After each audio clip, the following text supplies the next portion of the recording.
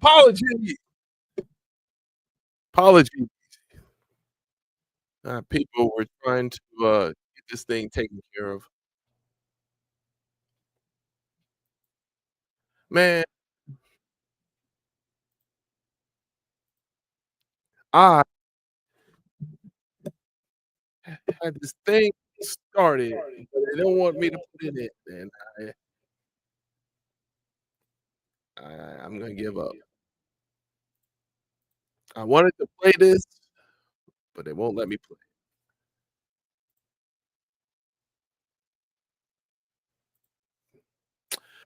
Daggone shame, too. Hey, can y'all hear me? Are we good here? Why I got 2 why am I 2 people on here? Let me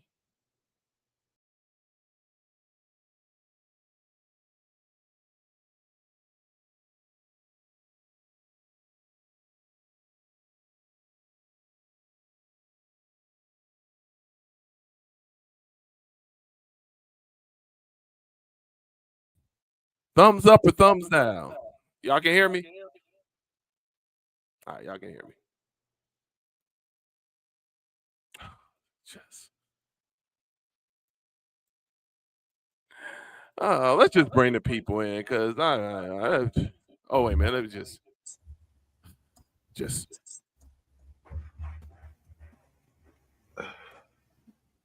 hold on. Where my mute? Oh, okay. Damn, Chuck could have been picking his nose or something.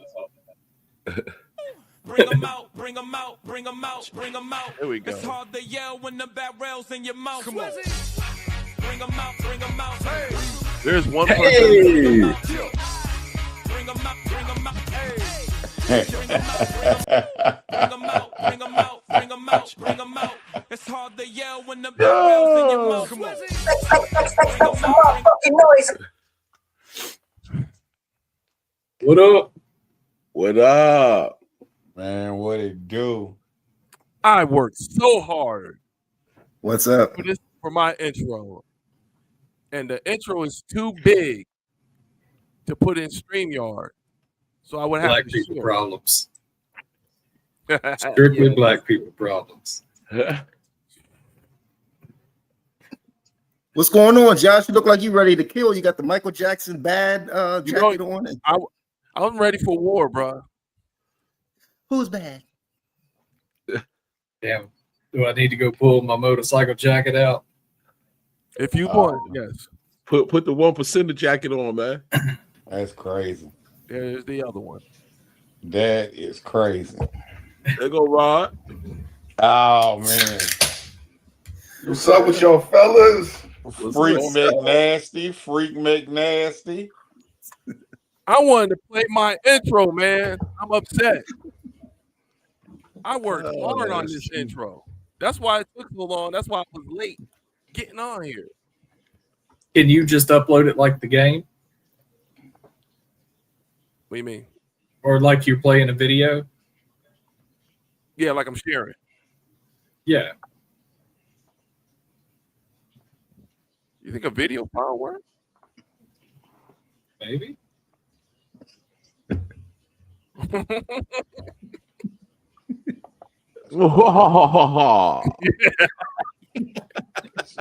Crazy. What's up, Count Green? What's up? What's up? David got the light. The jokes ain't mine. Hey, bruh. White Bush will bug be gone exterminating here in the Roanoke Valley. There you area. go. We specialize. That's it. Oh, see, that's why we have white friends. White knowledge. White knowledge. White knowledge. Make some motherfucking noise. Oh man. Like I tell my family, I got to put my damn finger on everything to get it to work. Hey. God damn. I can only imagine what this video was All gonna right, I'm have on. removing everybody from the stage. Let's go. Oh shit. Let's run it. Oh man, here we go.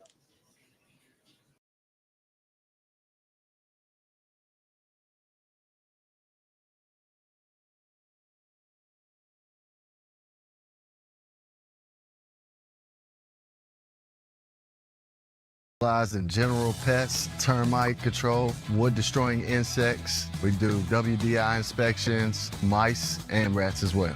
The inspection is free. The most commonly asked question is it safe for my pets? Is it safe for the environment? Everything I use is a green chemical. If you're looking for an exterminating technician, feel free to give us a call. And when you see the bee, you know you're bug free. Live from the Fuck Around and Find Out newsroom, the Real Funny Comedy Team is not to be played with. You heard them. You better ask somebody. Some jokes cross a line. Others make you wonder if a line ever existed. That's where we come in. The Suspicious Punchline Investigation Unit, keeping comedy clean, or at least on record. Introducing Haterade. Smells like ratchet-ass soap. Tastes like broken dreams. But it's packed with electrolytes to keep that petty energy flowing. One sip and suddenly you're ready to drop a 5-paragraph Facebook rant like it's 2012. Hydrate your... Introducing the Accountability Avoider. Why improve when you can blame everyone else? It exhales ready, made excuses, so you don't have to. Battery life, infinite. Fault, never. Smells like ratchet soap.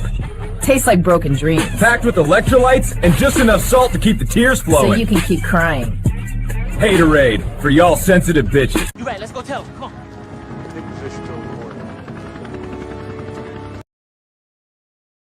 Hey, Corey, you want some feedback? Man, fuck you with your hoe ass.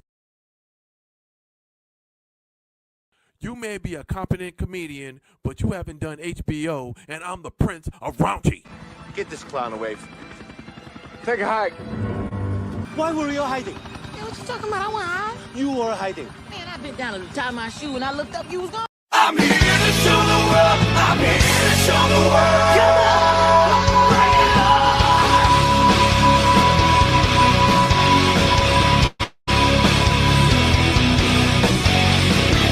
Should I say better? What should I do? I'm here to get you down in me. You don't have a clue. I'm here to show the world. I'm here to show the world.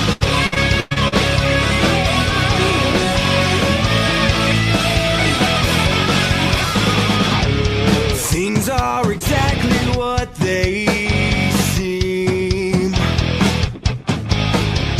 I will define the things you dream. Go check the scores again.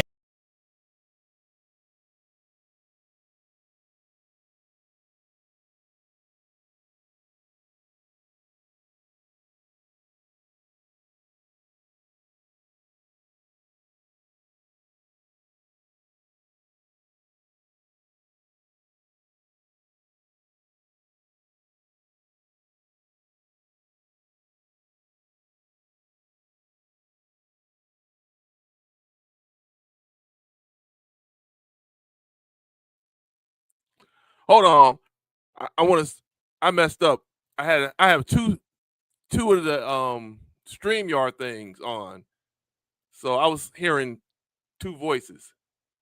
And I went to just do one and both of them cut off. I'm like, oh, that sucked.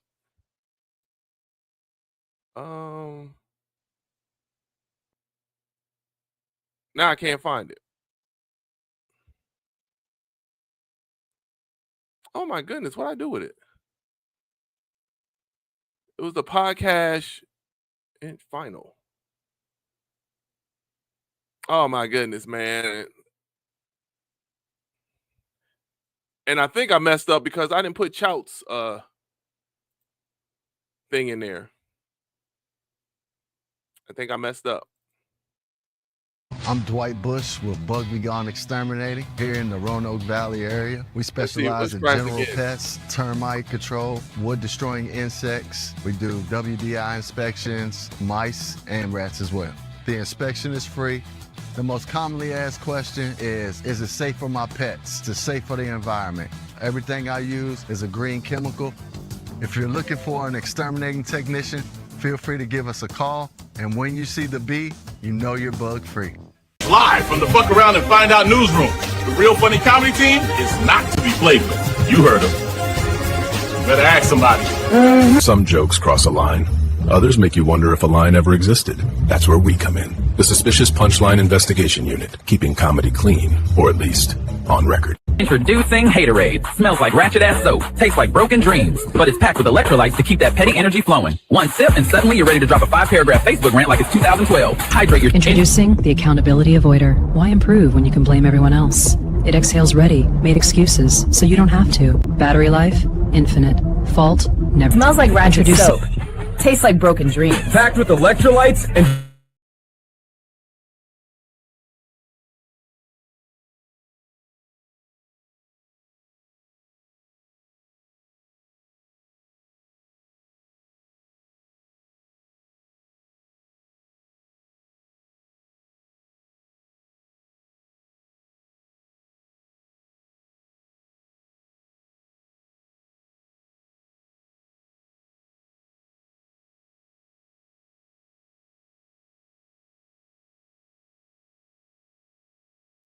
StreamYard, you gonna stop kicking me out, bro. In the Roanoke Valley area, we specialize in general pests, termite control, wood-destroying insects. We do WDI inspections, mice, and rats as well.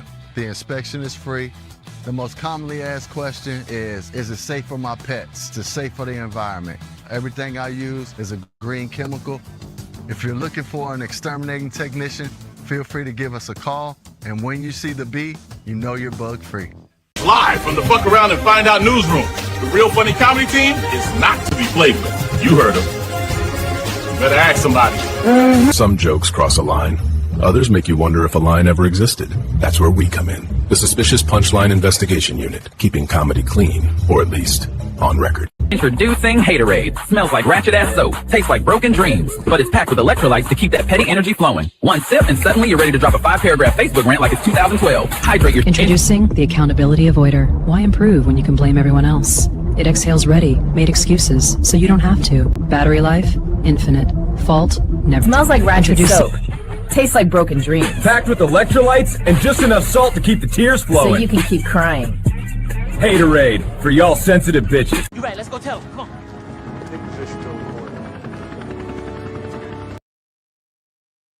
Hey, Corey, you want some feedback? Man, fuck you with your hoe ass. You may be a competent comedian, but you haven't done HBO, and I'm the Prince of Raunchy. Get this clown away from me. Take a hike. Why were you hiding? Hey, what you talking about? I want high. You...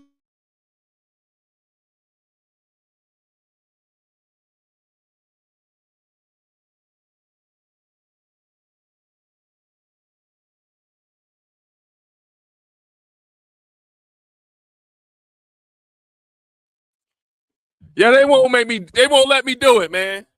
I don't know if the video may be too long, and I don't think they let me do it. You know what? I'll just put it on my Facebook page after the show, because it's just too daggone good.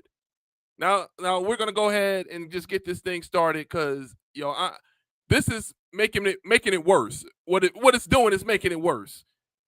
So we're gonna do this again. Bad rails in your mouth. Come on. Bring them out, bring them out. Hey. Bring them out, bring them out. Chill. Bring them out, bring them out. Hey. Bring them out, bring them out.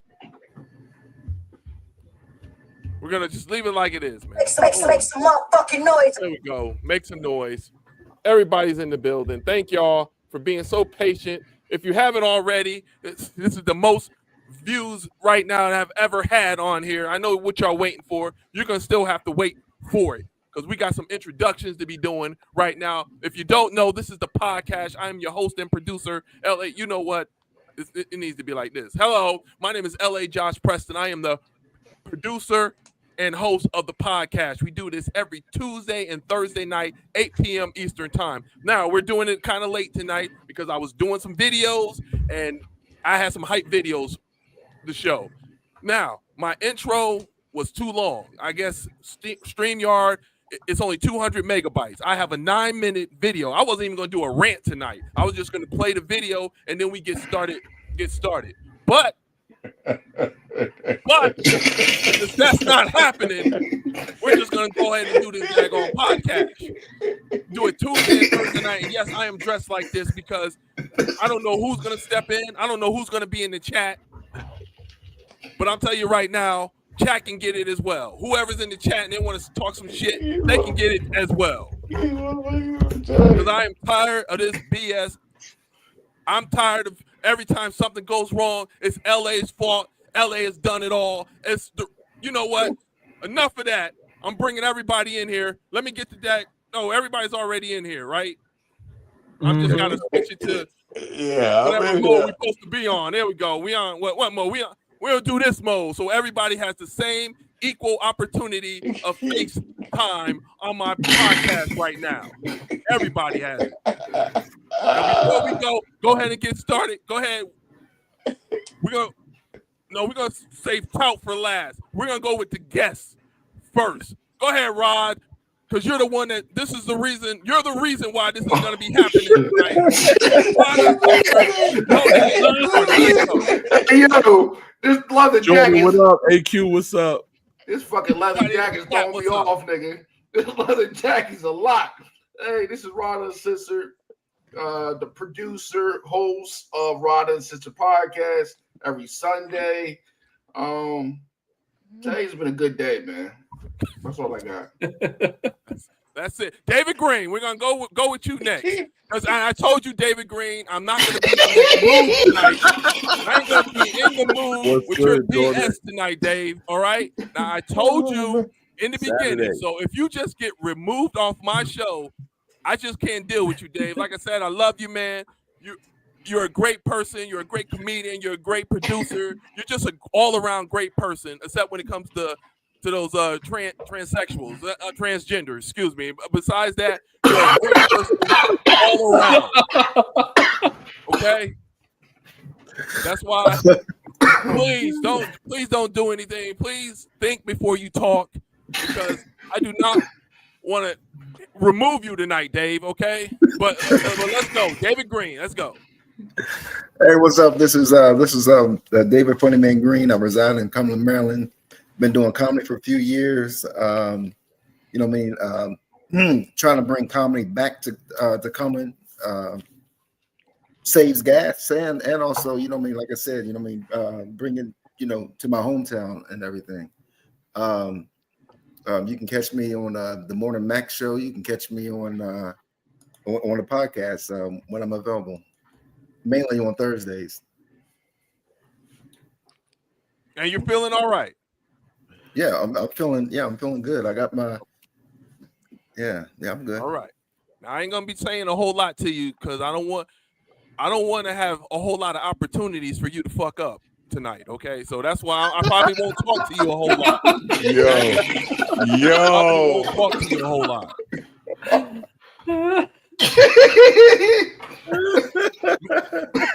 Mr. 505. No, forget that. Mr. 505, because he's the one that brought the videos to everybody's attention. He's the second ringleader here, not LA. We're going to forget all that. Mr. 505. It's not 505. It's not 505. It's 505. Mr. 505. Hey, yo. First and foremost, man, thank you to LA Josh Preston, but let me give my intro of myself. I am the curator, the originator of 505 Comedy here in Nashville, Tennessee, and Clarksville. I am a comedian, mechanic, all-around handyman, and I guess I'm the cohort behind Rod Isaac, Mr. Rod Uncensored. But we all know, I want to make sure that we start this beforehand. All this shit is Rod fault. Oh, man, come all on. This shit is Rod fault. Whatever happens on this show tonight, it all starts with Rod. That's it. And that's what I'm going with. It's Rod's fault. There it is. Not LA's. It's Rod's fault. Thank you. I kind of agree with you on that as well. Jordan, LA put the leather on. Somebody done fucked up. Yeah, you know. Somebody done fucked up.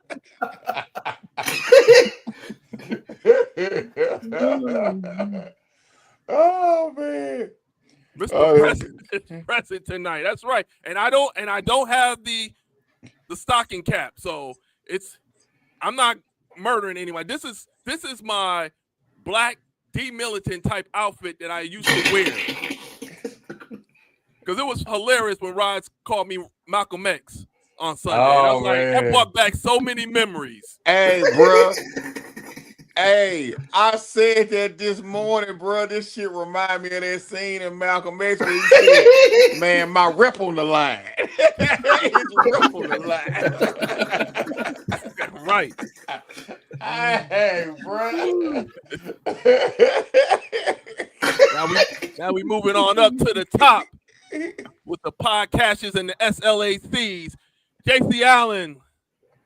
Let them know. What's up, y'all? I'm JC Allen Comedy. I am a comedian, producer, the white correspondent, the underpaid DEI hire of the PoDCasH and the Rod Uncensored Show.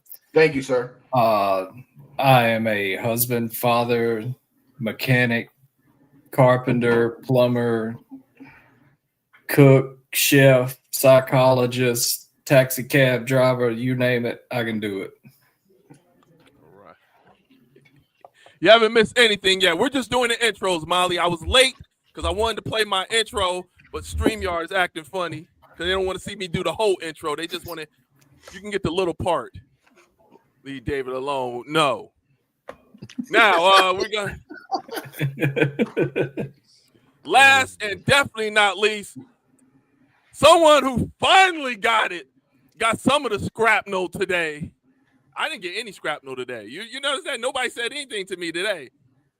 Well, you thought I was just going to be, oh, he didn't say anything today. I'm going to take it easy. Fuck no. This is fucking built up stuff.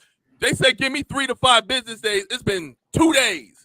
And I don't care if it was going to be 3 days, 4 days, 5 days, a week, a month, a year. Don't care how long it's going to be. This smoke is getting tonight. You're getting the smoke. Anywho. And also, and since let me say this real quick. It's been 2 months and 1 day since I should have got a subpoena because for defamation of character that have not received yet from the scammer. So it's been 2 months and still nothing from the scammer. Okay. Chow Bout, definitely last but not least. Go ahead, Chow. What's good, y'all? This your boy Chow Bout, aka Bout Got Jokes, originally from Southside Jamaica, Queens, same neighborhood as 50 Cent, no cap. And I also am a stand-up comedian that resides in Roanoke, VA now, digital content creator, video game streamer on Twitch, something like a co-host right here on the LA Josh Preston PoDCasH. And like LA said, a little bit of snips and bits was trying to be shot at me today. But we got receipts, man. I got paper receipts, baby. You know what I'm saying? You came to me in the messenger and wanted peace at first. You even hearted the message I sent you back. Like maybe you was gonna do the grown man thing. Maybe you was gonna do the grown man thing and message LA personally and talk to him and get a better understanding. But no, you went live. And then you started talking about people. Molly saying paper's coming. I'm still waiting. StreamYard been hating lately. Yeah, it probably is StreamYard. And like I said, you're not getting anything, LA. Yo, I don't want anything. My wife will be in trouble. LA is the 50 Cent of the real funny. And I'm definitely his Tony Yayo. So when it's up, it's up. When it's up, it's up. Said play the state with the no cap. Because he know that Kids app ain't work. Yeah, the Kids app ain't work. And LA gave me that. And LA gave me that constructive criticism on the podcast. Live in front of thousands of people. A couple times. I was asking around and everything. Yeah. And a comedy show. I'm just getting warmed up. Where shall we begin? We're going to start from the beginning. Sunday, I was on Rod. This might as well be the PoDCasH, the Rod Uncensored PoDCasH. That's with LA Josh Preston hosting it. This is what this should be right now. I was on there Sunday. Another comedian was on there, and his name is Corey Chris. He goes by Corey Chris Comedy. Now, as y'all can see, I said his name. Everybody knows if I say your name, that means I like you. It's when I don't say your name, it's when I don't like you. And the reason why I'm saying his name, and I'm saying I still like him, because I know if he really thought about it, he wouldn't have wrote what he wrote. He was all in his feelings. And I understand you're all in your feelings. But you're going to get this damn smoke because you're going to learn. You're going to learn just like that red rooster of a pastor, Kenny Clark, learned. Just like 2 Chainz learned. You know, if I say something about you and you talk shit the next day, you best believe I'm coming back on here and I'm going to be bringing the shit. I'm bringing the freaking smoke. Because I don't play that talking shit. Don't talk that crap to me. I don't play that. Everybody knows. So we're on the Rod Uncensored podcast. This Corey Chris comes on, and everybody got on him. It wasn't just me. Everybody did. One thing I'm saying, it's Rod's podcast. How come Rod didn't get the smoke? It's his podcast. How come it wasn't, hey, Rod, why did you bring that a-hole LA on your podcast in the first place? That's who should have got the smoke, not me. But no, Rod's ready to do some shows, so he's got to. Or he can oh, man. Oh, shit. That's why, because you know he's not going to be on my show. That's why I told him you can do my open mics, and you got a fence. You got a fence it because I told you. Yeah, you can't be on my. You can do my open mics though. So that's why one thing, Rod should have got the smoke, not me. He put me on the show. He sent me the link. So you get on the show. Here's another thing you don't do. Don't act like you don't know me. You know me. You're the one that wanted to be on my shows. I got the receipts. I got you freaking DMing me saying, hey, I want to do your shows. Rod is right there. He the one that told you about me and you wanted to do my shows. I said, send me a tape because I don't know you. I've never seen you perform. I go to D.C. I never seen you perform. I've been performing up in D.C. with Phil Page, Althea McFarlane, all of them. Reese is Althea McFarlane too. Ain't two different people, but they're the same people. I perform with them at the barbershop.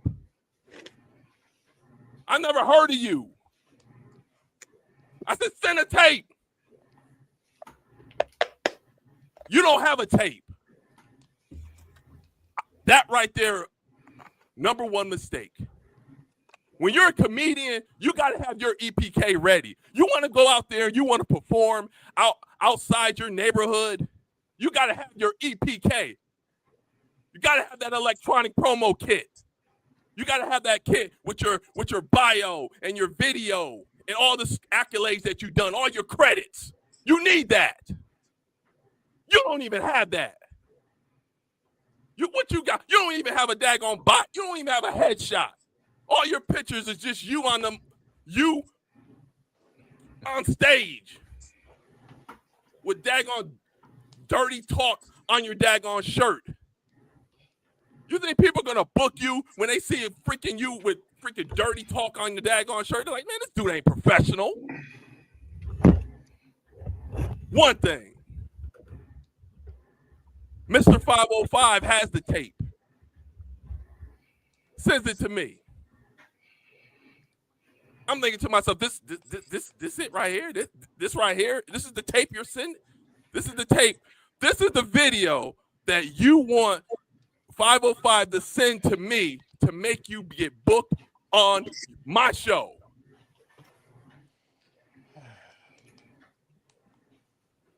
You talk about me talking. I'm telling you right now, that shit was boo-boo. Dookie.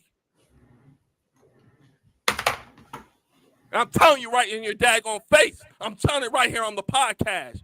So there's no, hey, did he say this or did he say that? Y'all know exactly what I said. How you gonna send me a tape when you getting roasted by a daggone woman on stage? You getting roasted by a daggone audience member. The audience member had the funniest joke of your set, and I hate saying stuff like this, and it wasn't even close.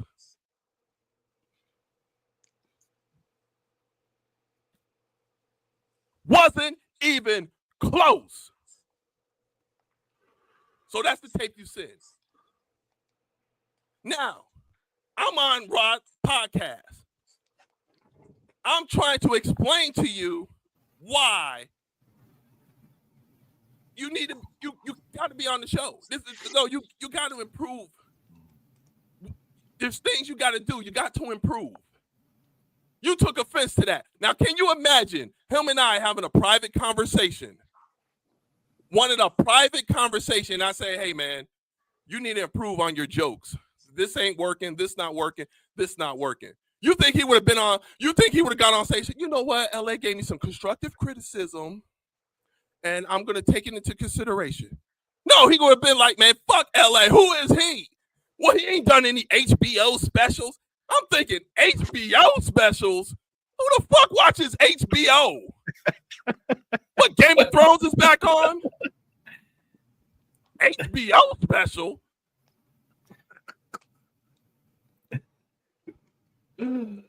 I gave him all the constructive criticism I could have. And you know, everybody on here can be witness to this. I told him, hey, man, you've got potential. I said it right there on Rod's podcast. Hey, man, you got potential. There's just stuff but he didn't hear that part, child. He didn't hear that part at all. I'm sorry. You don't send a tape when you getting roasted by a daggone audience member. How is that good taping? And then he's gonna say something like, well, you should have talked to me by myself, and you should have just said, gave me that criticism. No, I already said that part. This is what he said. There's us brothers, we need to stop tearing each other down. We need to stop tearing each other down. We need to lift up each other. And 5 minutes later, LA is a lollipop ass N-word. LA is lame ass N-word. LA, okay. We don't supposed to bring us brothers down, but yet 5 minutes later, once you get put down, you bring me down. Why don't you practice what you preach?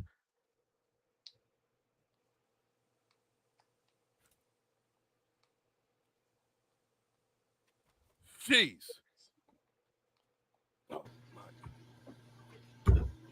So he sits there and all this talk is all about me. Nobody else. They all gave you constructive criticism. Maybe I was the loudest one. Yes. Not a mixtape. I'm trying to get better. You want to do my shows. I'm just telling you how to do it. Duke Chow, JC, all these people. Freaking even Rod. I never even met Rod. I mean, I am a person that helps people. You can ask anybody on this panel. I've helped them. Facts. Then, this dude, all I said was, "What? Why are you called the Prince of Raunchy, man?" That's it. It's not a good look. If you're so good, if you're so happy to be called Prince of Raunchy, how come on none of your flyers it says the Prince of Raunchy, Corey Chris? You know why? Because the people who do the flyers don't want to hear that shit. They don't want that on the daggone flyer.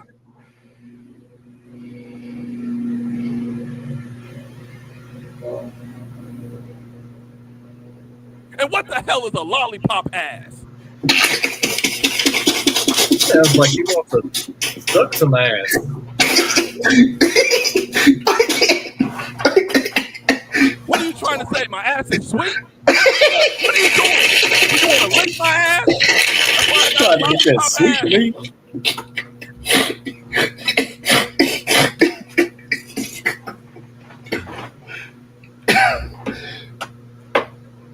He also. Oh my! No, go ahead. no, I'm not. No. You know I'm not done. Go ahead. Then I get all these friend requests from all these people, and everyone that had in common was that they were friends with that dude. I showed you one where the only mutual friend was him. Why are y'all sending me friend requests? I'm not your friend. I'm not. What, you trying to be nosy to see what I'm saying on my page? Everything I say on my page is public. You can just read what I say. I have nothing to hide.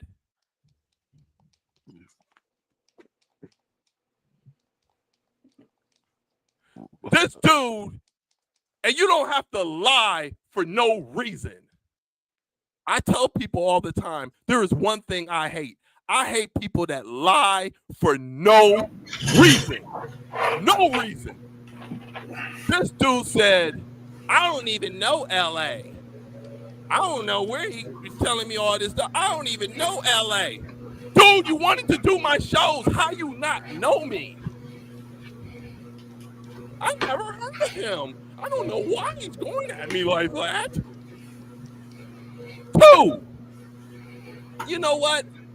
I think I was on his show one time.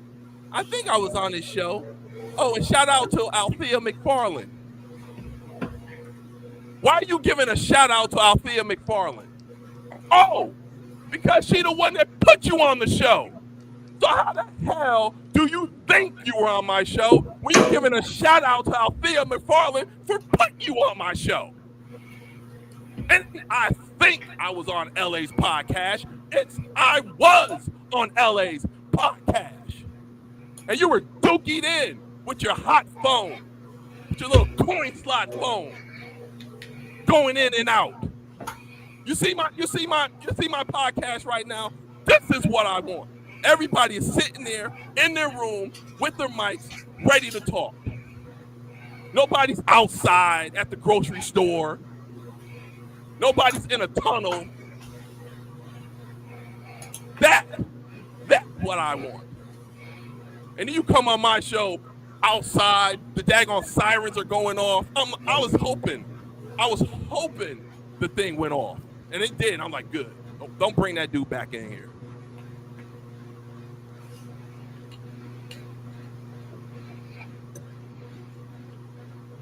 What's his problem with ass? LA's a lollipop ass, lame ass, dumb ass. And this is the part. Now this is maybe Chout's thing, but I gotta say it because he said it. I'm gonna tell you another thing. You ain't slapping anybody in the face. Please try to slap me. I'm 6 foot, 250 pounds. Please try to slap me. Chout is 6'4", like 270. Please try to slap him. JC is white. Please try to slap him.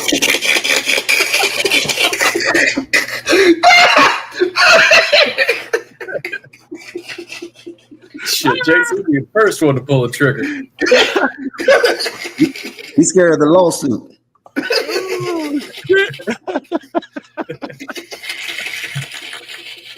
She ain't even scared of that. Good people, man. I ain't sitting here down that he's not. But you ain't gonna sit there and talk shit to me, man. I'm sorry. I don't care if he is good people. He ain't good people to me. Like I said, I like him. But you don't sit there and go on your daggone Facebook page and talk shit. Yes, JC is white. Not only that, how come when Rod PoDCasH started, how come you didn't share it? Everybody on that podcast shared your show, but you didn't share it. Because if you would have shared it, the people that are on your page would have saw it, and they would have saw it and said, you know what? He was trying to help you. I mean, nobody wants to hear about you having sex with a woman with a daggone toddler in the bed.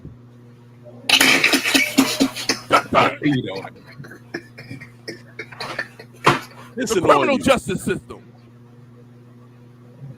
Nobody wants to hear that. And you sit there and you talk and you do your comedy before you think. You up there talking about ratchet women, talking about, hey, I got that $40 for you, honey. Yo, I got that $200 for those groceries, honey. I got you, baby. I got y'all. Come see me. 5 minutes later, I'm a maintenance man. I can't even afford a hamburger.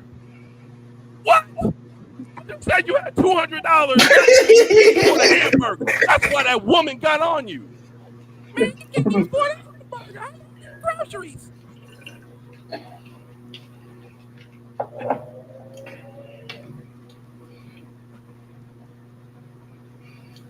Think before you talk, bruh.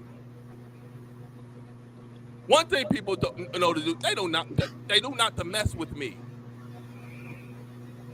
And you calling me names. You calling me names, man. I already know I won when you start calling people names. How the hell you know I'm a lollipop? I'm still trying. I was like, what the hell? What flavor? I don't know. Strawberry. I bet it's strawberry. I'm willing to bet. That just pisses me off so daggone much, man. It didn't say anything. It didn't say anything today. But he tried to go after Chop. Yup. Cal's nice, but he's Southside Jamaica Queens. You think I'm the mean one. JC ready to beat up a daggone teenager. You know what I'm saying? Allegedly. Chow ready to do some things. Chow got DC people. Calling me names. I hate that, man. That's the sign. That's what, shout out to Kevin Samuels. It's always signed. This dude wrote on his page, and he did all of the 4, SIGN. He tried to put me to shame by saying I haven't done any HBO specials. That's the S. The I is insults, calling me lollipop ass and all that stuff. G is guilt. Guilt is when he said, yo, you could have talked to me. We could have went to the, you could have left me a message and all that. You didn't have to bring it out here on the podcast and say that. And then the N is need to be right. And what did he say? I don't care. People think I'm funny. I'm still going to do my thing. I'm still going to make it. Because you need to be right. You need your comedy needs to be right. Well, keep on doing what you're doing. Keep on being the host and introducing everybody. Coming to the stage, very funny guy. Chop out. Coming to the stage, funny guy, JC Allen. Coming to the stage, let me see, what can I say? Oh, funny guy, Mr. 505. Hey, everybody, y'all having a good time? No. All right, coming to the stage. He's a funny guy. Matter of fact, his name got Funny Man in it. Funny Man Green. Yeah. Are y'all ready for y'all headliner? Oh shoot. Y'all ready for y'all headliner? No, not really. Oh, y'all still headliner. He's great. He's a funny guy. Give it up for Rod Uncensored. It's a comedy show. Everybody's funny. Duh. Cool.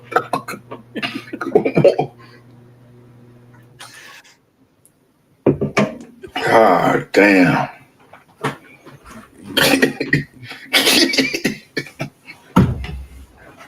I'm gonna be pissed for a while. I'm glad I don't have any comedy shows, man. I got one on the 12th, I think, and I'm glad. I'm gonna be pissed because it's the name calling. It's really the name calling. You don't call people names, man. You're a grown ass man. You don't call out the gate, calling me names, saying the same old corny shit, lame ass, lollipop ass. Oh, you stupid. Oh, I'm gonna slap you in the face. What? You don't know me. You're not slap. You see this? This is LA.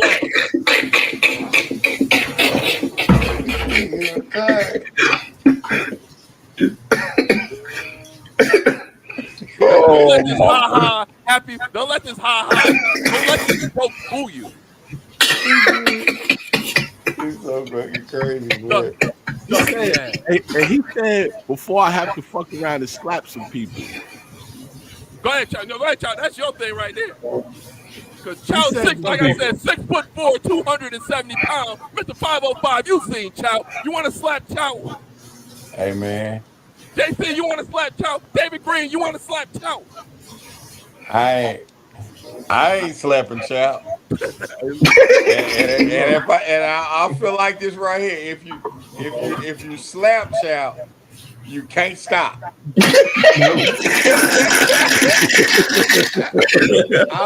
I'm saying that. Hey, I don't know anybody else's background when it comes to physical altercations, but I know that I learned a long time ago when you get on them, you can't get off. You can't get off. And you can't get off. So if you slap Chow, you might. I'm talking about you keep slapping everything. I'm slapping him across his belly.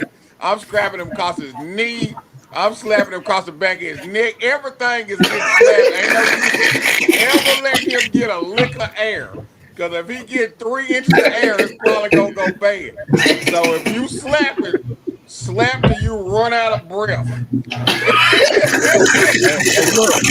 One of my favorite lines is before you try to slap me, you'd be better off trying to slap Jesus because he's gonna be more lenient on you. Hey, bro. Right? But look, hey. Now I started making my videos for the simple fact of you message me, I message you back. I let you know that this gentleman is a good dude, man, and how you take it wasn't meant like that. Even on the show, for everybody that was on the show and people that was watching, LA said, I like you, and I think that you could be really good, and I want to help you. But none of that was taken into context. You just started attacking shit and then making a post talking about you gonna have to, before you fuck around, have to slap some people. So I said, damn, who the fuck you talking about slapping? So I got right in my bag. You know what I mean? Oh, now you trying to come for the team, because if you come for one of us on the Real Funny, then you might as well just come for all of us, because we're going to tear your ass up. Because that's how we roll. You know what I'm saying? Number two, today you came on my videos when the one about visiting the person in the hospital that tried to slap somebody, and you said this would never happen. And I said, that just depends on who you slap. You didn't respond to nothing I said did. Then you went on my other video when I was boxing in the ring and said, if your reflexes is like that in the ring, then your reflexes is like a turtle. And I said, don't forget who won the race. Since you wanna reflect on my reflexes being like a turtle, don't forget who won the race between the tortoise and the hare, my man. Hey, man. Okay. George Foreman was slow as Christmas and still won a heavyweight fight. But this is the part that got me right here. The part that got me was the comment that said, this would never happen, but we're going to have to run into each other one day. Y'all be safe. You can't tell me to be safe. You can't tell me. I am from Southside Jamaica, Queens, man. I done been through so much shit in my life, and I'm really him. I am really him. I know people everywhere, bro. And I know today from a phone call that I made, right, that you from the South Side of DC. And they call you Fat Chris over there. And I know that you're a maintenance man that work for housing, and you take Ubers and Lyfts everywhere or the bus. So when you talk to me, make sure you talk to me nice. Because I am really him, and I want to be cool with you. Yo, Billy Ye, what's good, my guy? Say less. I am really him. So when you talk to me, like we say in New York, talk to me nice, baby. Please. Because I want to be cool. You know what I mean? Just like 50 said. I don't never got no problem. But when they say they got a problem, okay. So talk to me nice, man. And that's all I got to say. If you come for Chout, oh, and you not really a street dude, but your two little brothers, they be in the street. So maybe those would be the ones that I would have to pay attention to instead of you. But you ain't never been in the street before. You ain't a street dude. You a fat maintenance guy that like to crack jokes and walk around talking shit. But your little brothers, they be outside a little something, you know what I mean? Which is cool. But when you talk to me nice, kid. Nigga said Fat Chris. Hey, bro. Hey, I thought I left all this shit in that penitentiary. Man, I'm fully back in the penitentiary, man. Penitentiary rules in effect right now. God damn, man. Okay, that what's up. Let's just piece it up, man. This shit gets crazy. This nigga did a whole background check. Hey, bro, it ain't. Hey, you can't tell me to be safe because I'd rather stay dangerous. I feel you. You know what I mean? Just let me keep doing comedy, man. Don't just let me keep doing comedy, please. Yo. This nigga said he catch an Uber in the bus. God damn, Chout Mouth. Hey, bro. Hey. LA asked me what I want to smack Chout, and the words that Austin Powers, how about Ned? Hey, man, better not smack Chout. It ain't no smoke, my G. I'm just gotta let it be known that they don't want no smoke for real. Just let me keep doing comedy. Bro. Hey, man. Just let me keep doing comedy. This shit is so wild, bro. Let us do comedy, please. Yeah. What's up? This shit is just wild, bro. Have me wearing my black jacket again. Hey, man. And I ain't even got on no black jacket. I'm so comfortable. I got on a bathrobe, nigga. This man fucking crazy, bro. Hey, bro. Damn, you got a bathrobe and a toboggan? Hey, man. Hey, man. Fuzzy slippers too. That man got that man got a whole big. He got a big old rusty pistol somewhere. That pistol got 12 bodies on it.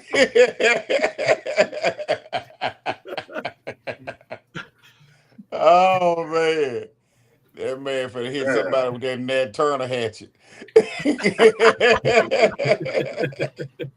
Follow the light. This is some liberation type shit.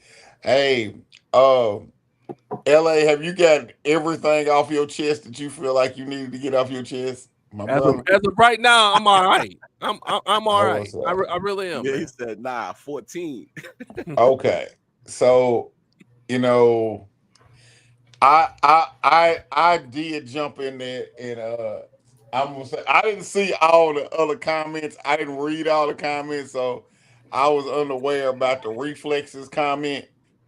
Like I said, you know, I watched George Foreman win a heavyweight championship, and I could sit there and eat a sandwich before the punch got there. So it ain't always about a punch ain't got to be always fast. But let's just say that we all, as comedians, we all have to somehow get some level of decorum about ourselves and understand there's consequences and repercussions to everything that we do and we say. But also too, if you say something, if I tell you I'm gonna knock the shit out of you, then I need to be prepared to do that because I don't know what the next man is gonna be thinking.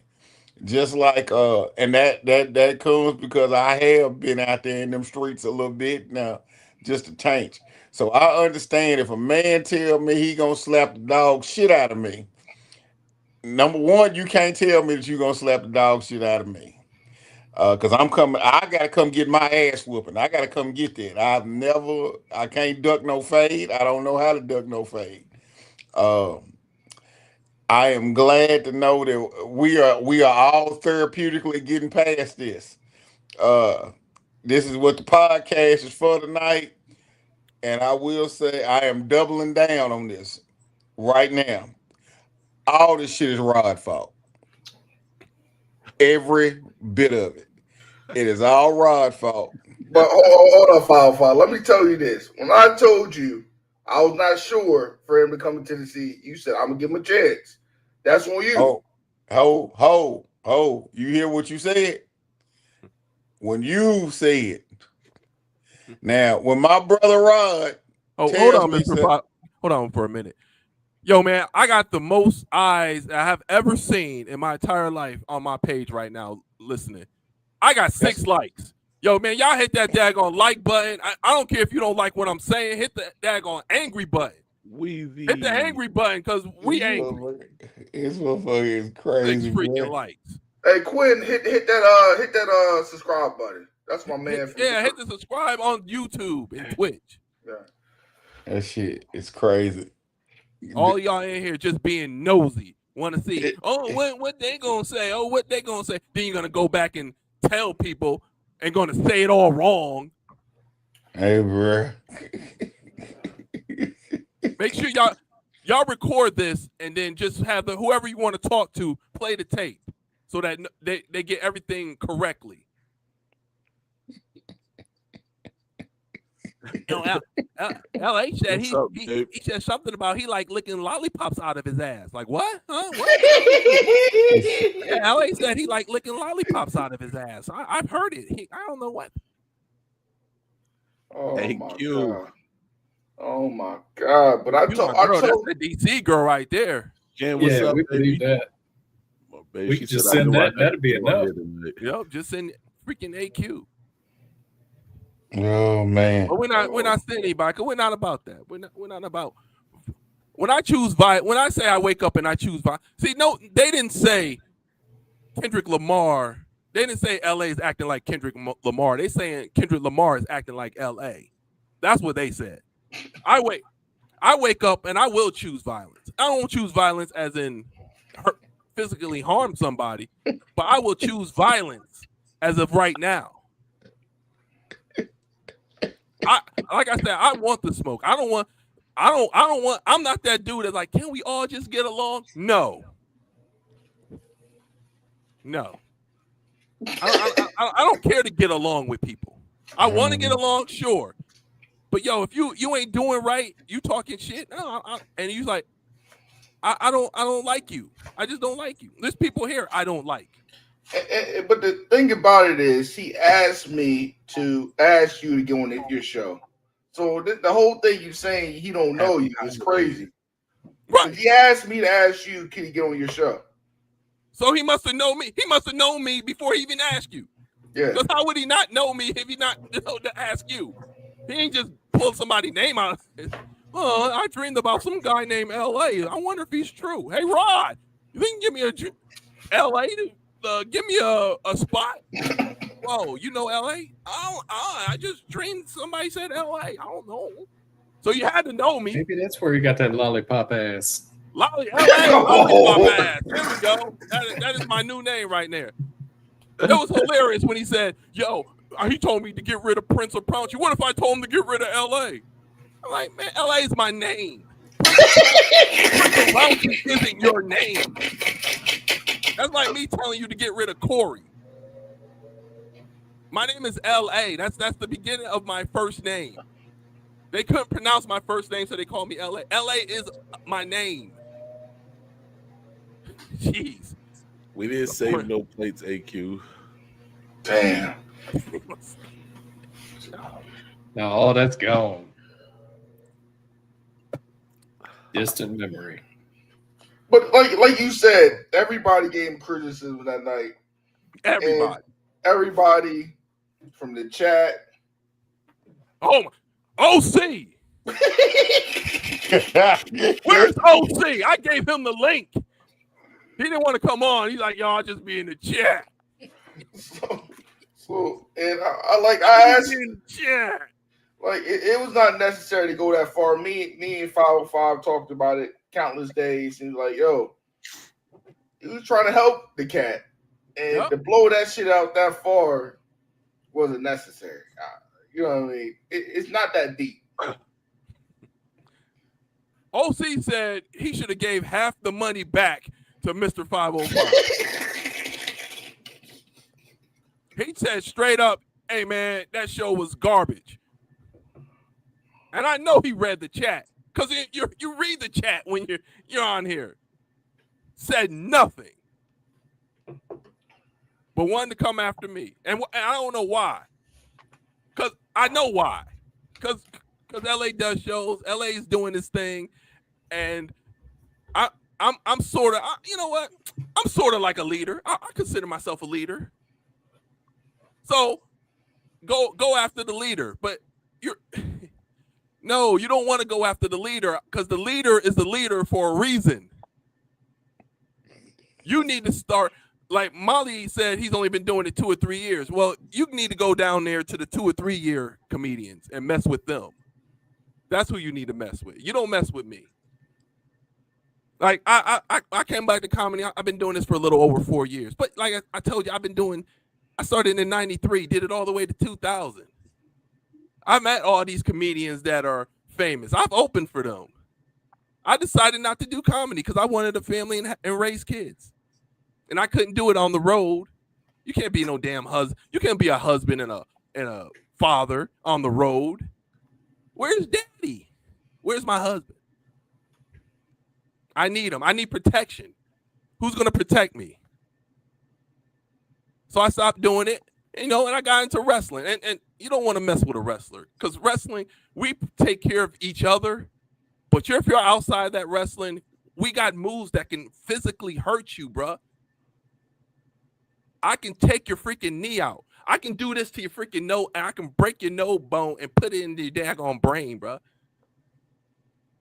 There's stuff they teach you in wrestling not to do so you won't hurt people.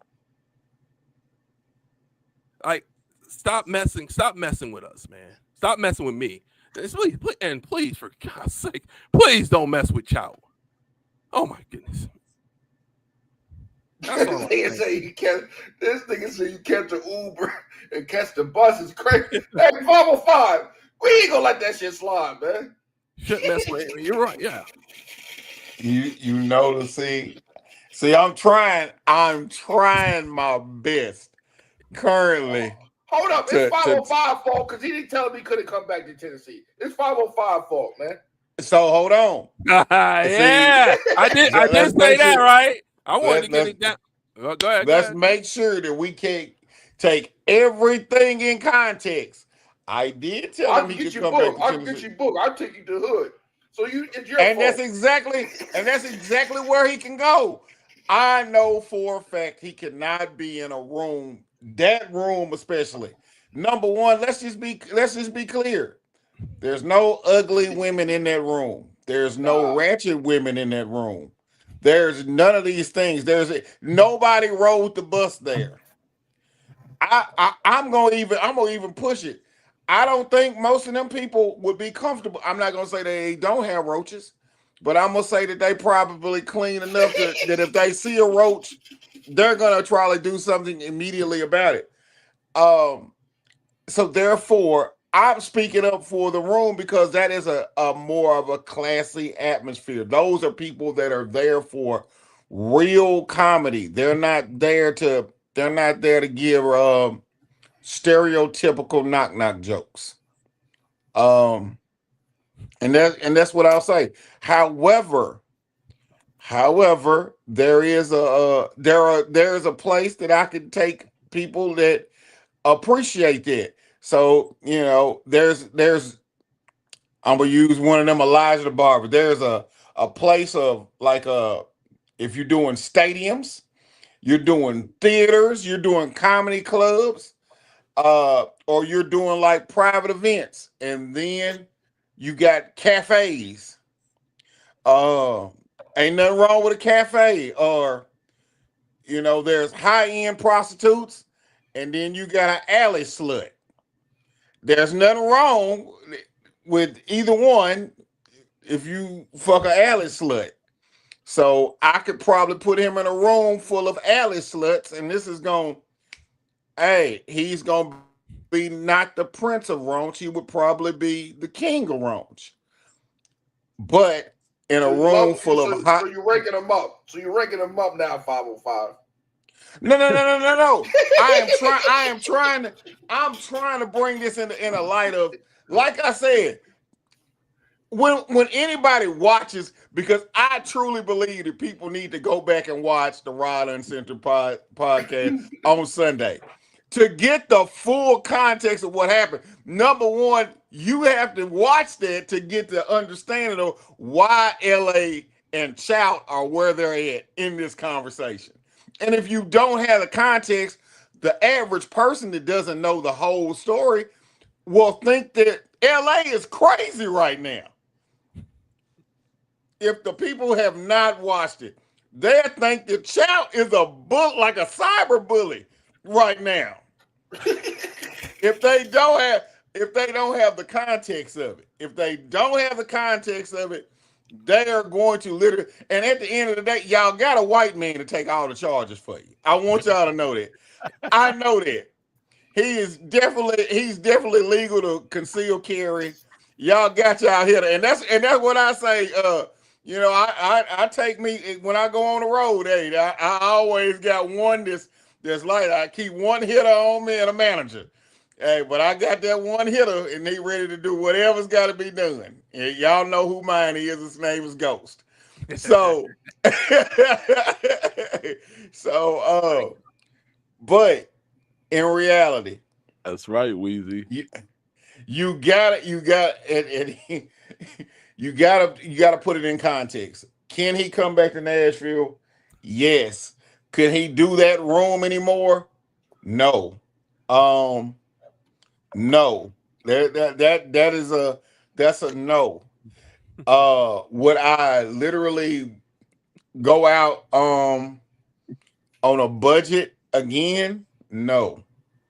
I wouldn't. Not at this point.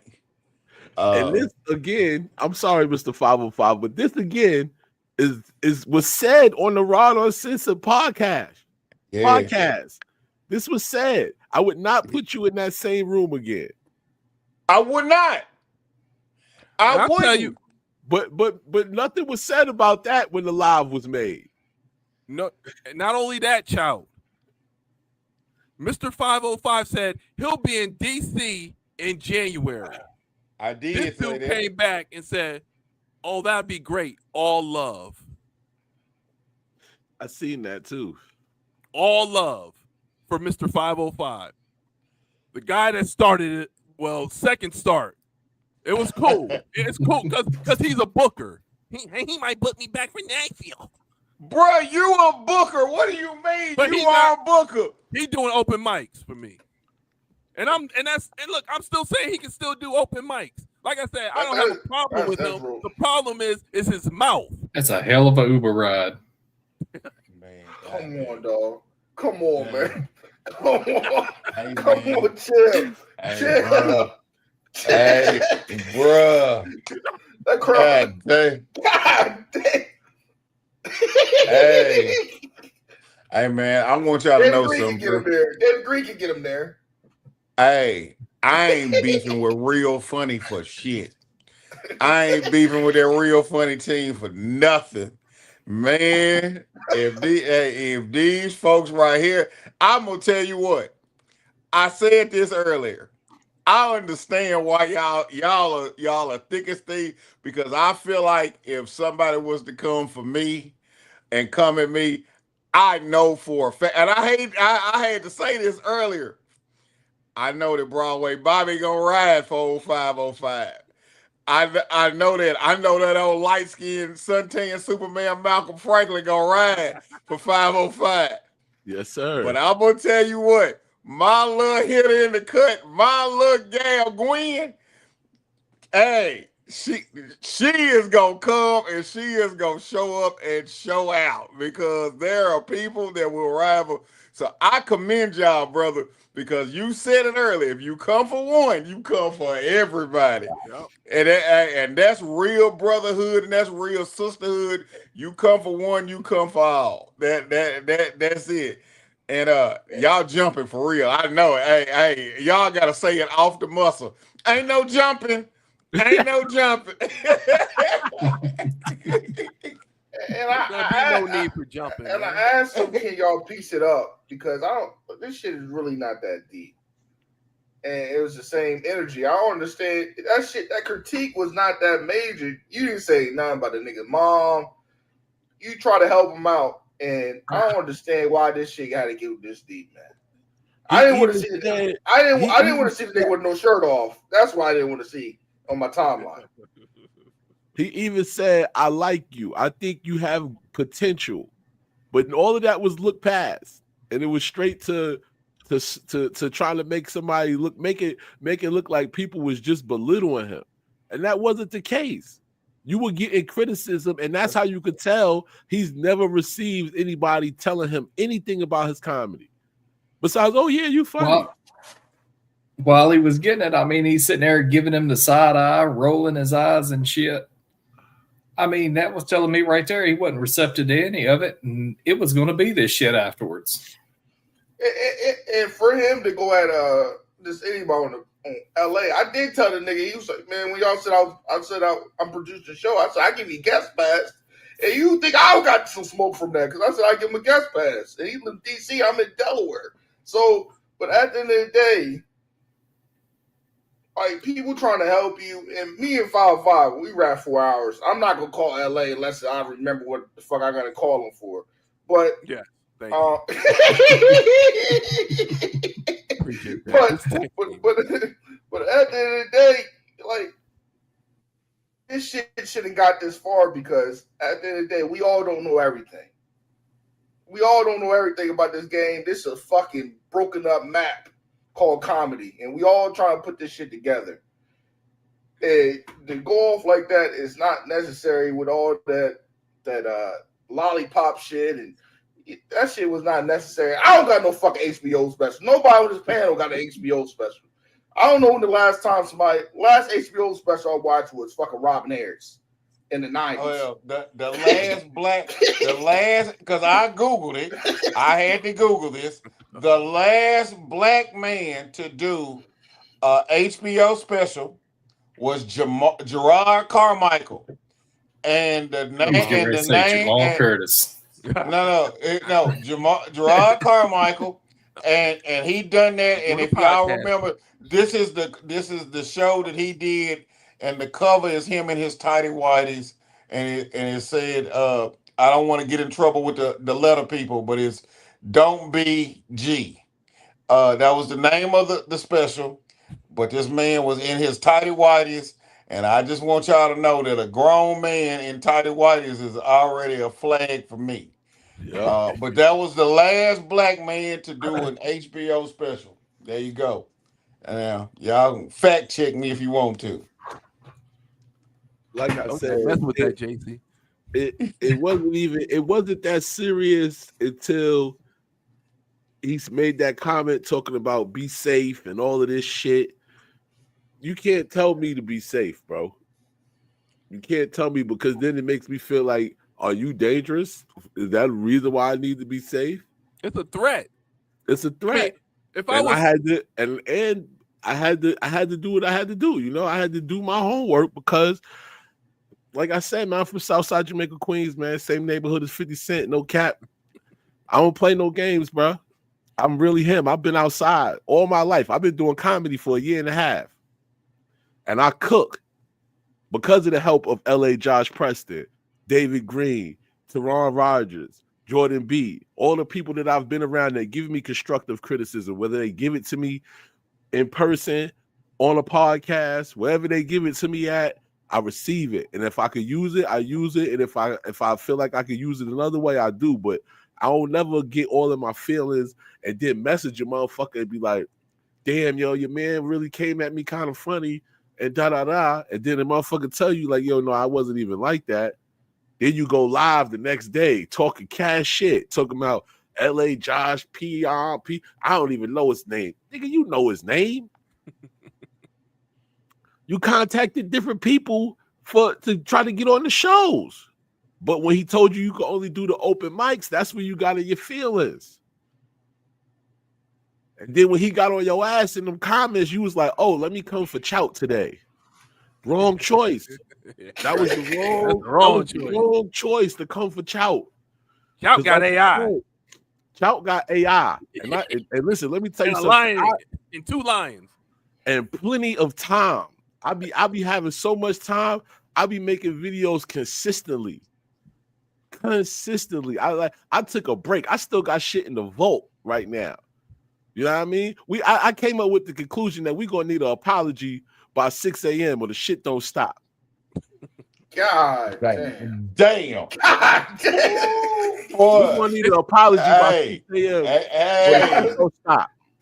Because like I said, I already found out that you ain't the street dude. Your little brothers is the street dudes. You just the fat housekeeper that work for housing. Maintenance man, taking Ubers and Lyfts everywhere on the south side of D.C. Child is really him, man. Y'all heard what he said? You're right. You're right. Hey, but he know what my mama stayed, your mama stayed. Oh, man. But I'm just saying, if you want to be on my show, I'm going to tell you what you need to do for you to be on my show. That's all that was. If you didn't want to be on my show, I wouldn't even care about your comedy. I don't care. God, I mean, what's so sad is that Chout took the time out to teach you about that AI stuff. And then you went out there and did that same AI stuff. God damn. I mean, I got the way to help him. I got the receipts when you hit me up and asked me how to do the AI, and I helped you with that. God so I figured that's why you came to me. Ungrateful. I figured that's why you came to me when you felt some kind of way about what LA said. And I gave you the fruit, like, yo, just holler at him. You hearted it. And then you didn't holler at him. You went live with all the smoke. So it was up.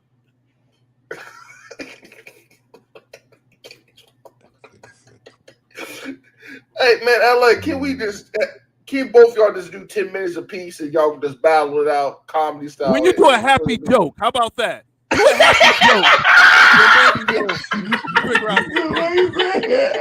There. How about that? Right now, I will drive LA to DC myself. Why David Green muted? Why David Green muted? You know he don't want to get removed. That's why he ain't saying anything. I can get better, David Green. I might can take one or two of your nonsense, man. I'm all right. I said it with my chest. You know, I might can take one or two. This shit is so crazy.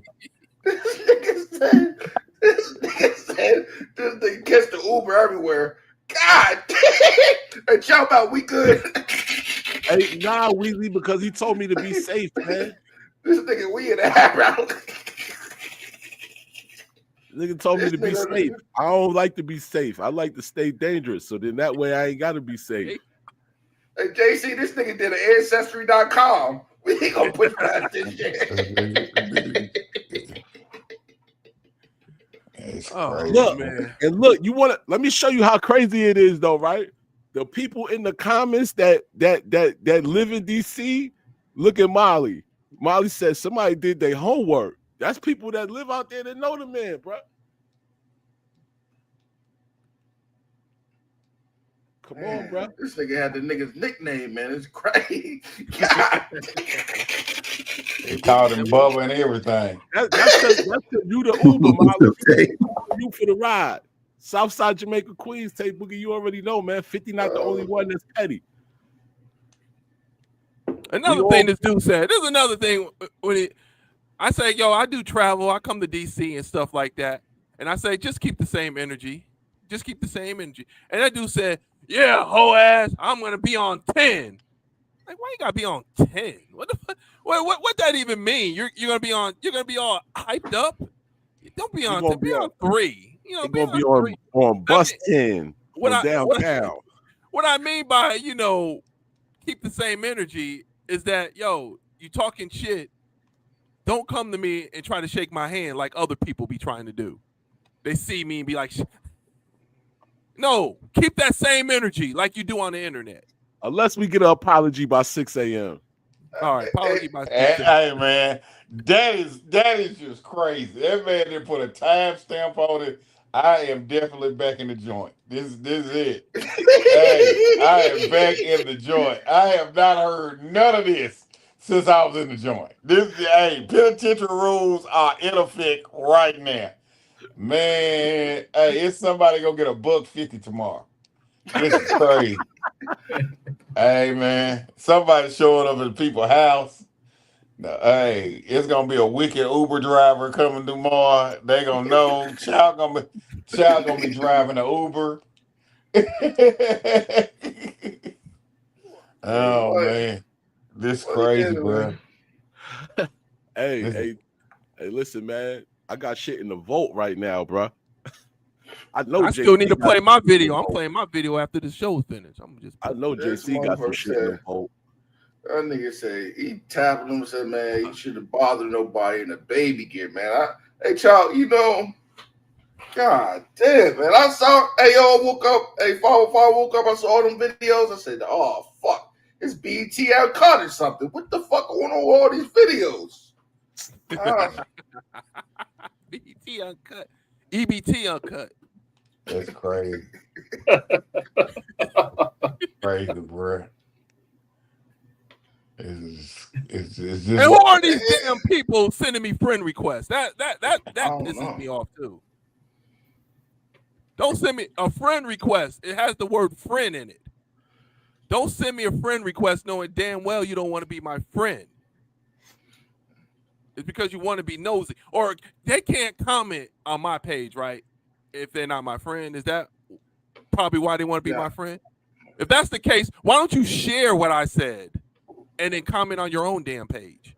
Because I don't really care what you got to say. And don't sit here. Remember I tell y'all I don't like people that lie for no reason. Don't sit here and lie and say, oh, I sent a friend. It was a friend request because the Facebook algorithm sent you a Facebook request because we have mutual friends. We got 4 mutual friends. So you think Facebook said, hey, they got 4 mutual friends. They must know each other and just sent you a friend request out of nowhere. I don't know you. I've never heard of you. Well, ain't that the one that probably did the show? She kind of looked like the person that did the show, that Furlong show. I think that's the same person. I think that's the same. Anyway, Facebook doesn't do that, okay? So why lie? Just say, hey, I accidentally pushed the button. I didn't mean to do that. I was being nosy. I wanted to see what was going on. And if you don't have to be that. Send me a message and say, hey, what's going on? Don't be sneaky about it. That's another problem. People are trying to be sneaky nosy. Like I said, right now, I got the highest face. I have 15 people looking right now. Only got 8 likes and stuff. Because there's people who are just here to be nosy, to see what's going on, because they love drama. I don't care. I'll take drama, whatever. It doesn't matter to me. I prefer not to have this jacket on. I prefer to be sit back with a wife beater, whatever, with some shorts and stuff and chill. But see, I wear this because there are people that are watching knows, okay, LA is in this mood. I got to be prepared for that. Because sometimes I can be pulverizing. But when they see me wearing this, they see me with the stocking cap. It's like, oh, LA's on one tonight. What now? But when they don't see that, it's like, okay, it's gonna be a chill stream. And ain't nobody said chout about no motherfucking friend request. They say he won't be holding me in a goddamn onesie.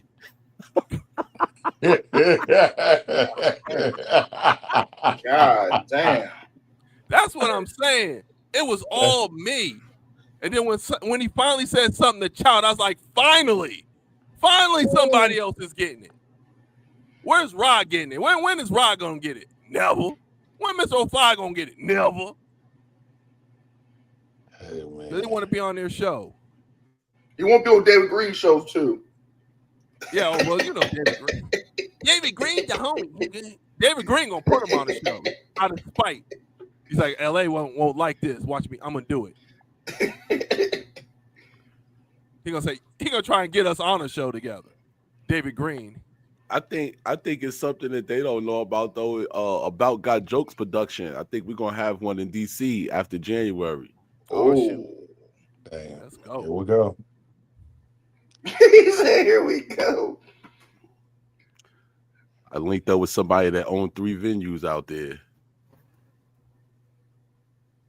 In the midst of my homework, I was invited to the Galactic Panther. I think was it December 5th. Oh, you're gonna be the 11th comedian? No. I wasn't asked to perform. I don't know. I was half asleep when I. They just want you there because you'll pay, and you'll probably bring 2 honeys with you. So that's yes, sir, $60. You know I'm gonna need Molly, a Molly Mall film production on the set. About Got Jokes production come to DC, baby. Right, they were suggested. Right, yeah, I got a lot of friend suggestions. I think that one of them was a friend suggestion, and I was like, nope. I've had people say friend suggestion. I'm like, this dude owes me money.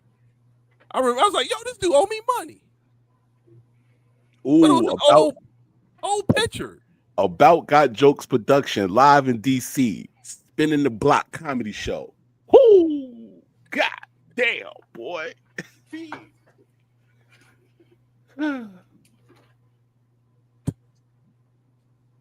Damn. Ratchet women with toddlers get half off of their comedy ticket.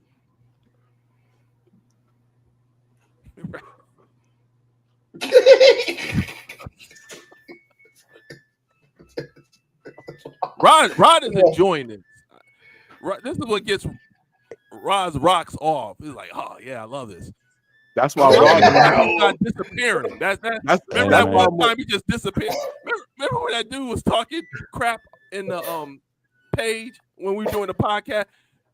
Rod said, "Who is that?" Removed and left the studio. Rod said, "Who is that going off in the comments?" The baby crying. Nah, man. Hey, 5-5. I got a father, so he told me to raise my kids. I'm gonna have to get Rod Uncensored to host that joint in DC. Man, there you go, Rod. I will be prepared. Man, look here. Send me the date. I'm on the way. Yep. Send me the date. I don't want no bread. I'm on the way. Look at this. I don't want no bread. Just, hey, I will send my headshot. Yeah. It's working out right. But at the end of the day, man, just piece it up, man. This shit ain't that far, man. Just apologize so you can stop these videos, man. This nigga did a whole ancestry.com. Man, this piece. Hey, yo, this piece of I shit. just said, bro. He know where my mama stay. He know where your mama stay.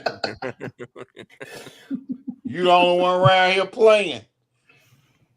Man. It was freezing rain in DC today. Otherwise, I had a receipts for that too. Man, that's crazy. Oh. That man crazy, bro. Hey, yo, how used to think that wrestling shit till I ran into that motherfucking Big H in Charlotte, North Carolina, with no security. I said, "Oh, these wrestlers don't give a fuck. They ride by themselves. No security. Right. You know, no security. Right. You notice you never see a wrestler fighting anybody. Only time wrestlers fight is they fight each other. Bro, dead ass. The Undertaker owns property up out here at Smith Mountain Lake at that condo joint at Mango's. I done been at Mango's and seen the Undertaker, his wife, the Undertaker out there with little above the knee shorts on and flip flops, no shirt. Cool dude, chilling. I even ran into the what's the Hardy Boys, no security. I'm like, damn, these motherfuckers. Biggs, you gone too far now. Chill, Tay, Boogie. Biggs, you gone too far now. Why you have to do my girl? Yeah, man. We don't worry about other people. Don't mess with. First of all, wrestlers, we're cool, man. Everybody wants to be a wrestler, but we don't bother anyone. We just. But then this got to do something. Like I said, man, the slap in the face. I mean, that's what started. That's what he came off as. Gonna slap somebody. He went straight to that. That was the problem. My bad. And one thing I don't understand, the crab in the barrel shit. I hate when black people use this shit and don't use it in the right context, because like I said this, where's the crab in the barrel if somebody trying to help you? That's not no crab in the barrel shit. It's not. If somebody trying to help you with the joke. David Green said word for word his fucking joke in one of the episodes. And then he said, my name is my name. The man only asked you, how did you come up with the name? And then gave you his opinion on why he thinks you should change the name. The same way he's told David Green on the podcast, I think you should take the funny man out. People, you doing comedy, people already gonna know you funny. Right. Did David take it out? No, he made a fucking song about it. The funniest man in the world. He didn't fucking make a live.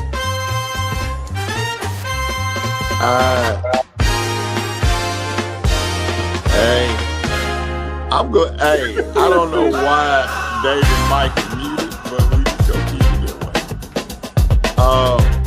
Look, Ladies and gentlemen, at the end of the day, boys and girls, Rod, if that apology is not given by 6 o'clock in the morning, if that apology, then I could just say this for a fact. I believe it's gonna be a real busy week in DC. And that's just all it is to it. It's gonna be busy. Shout said he ain't had nothing but time all day. He been making videos. Hey, bro. And you see, hey, you see these Virginia. All right, now you're bad.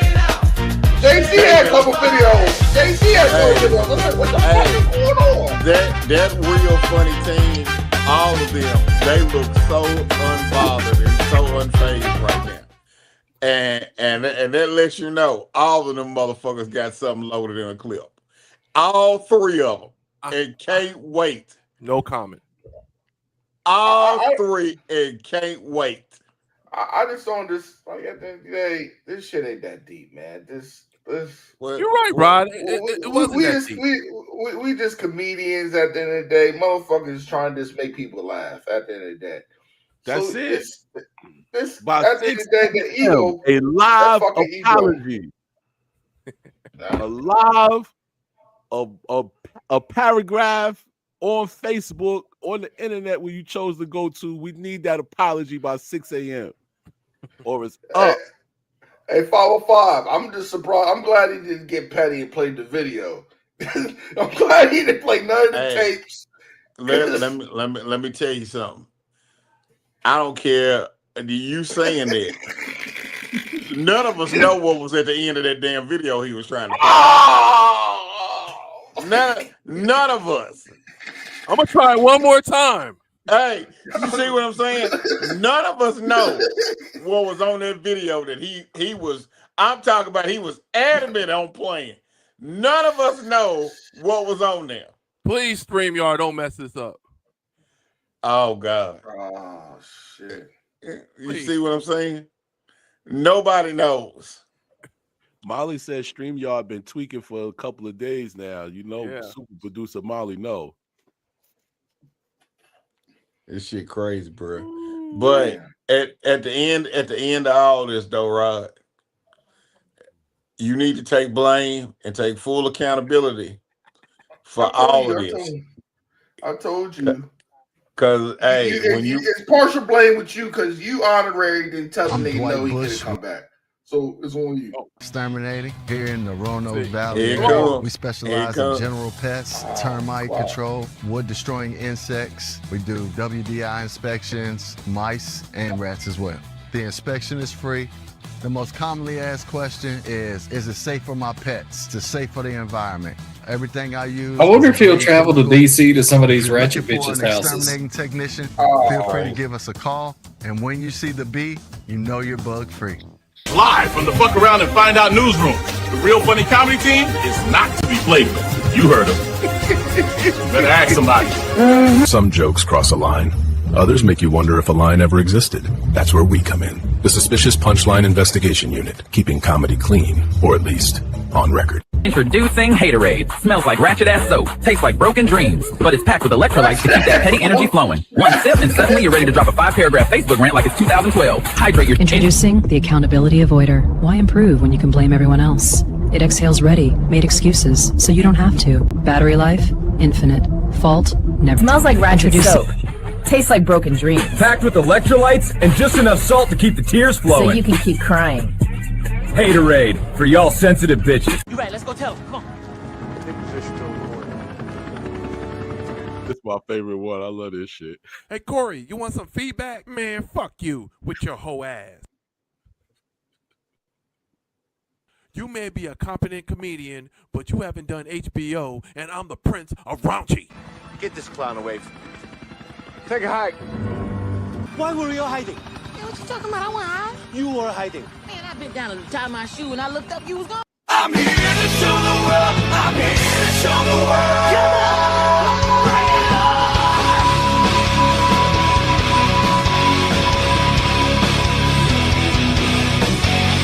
Would I say better? What should I do? It ain't no good that I'm here to give you.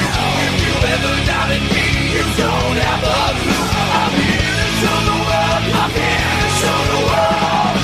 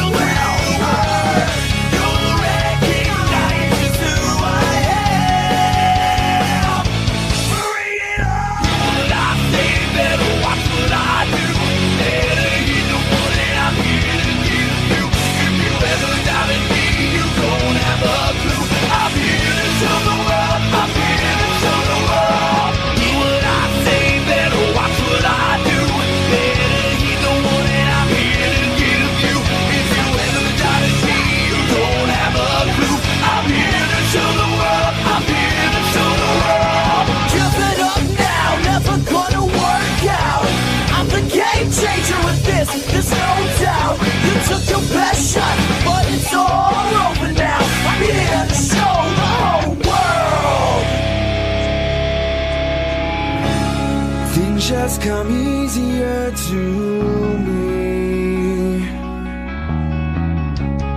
What you work hard for, I get free.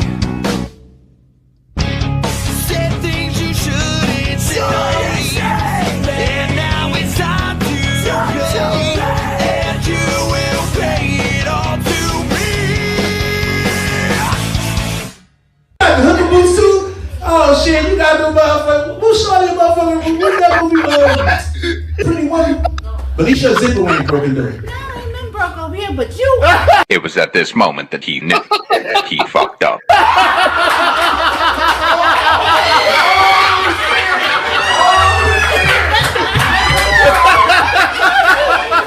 Hey, look, Mike.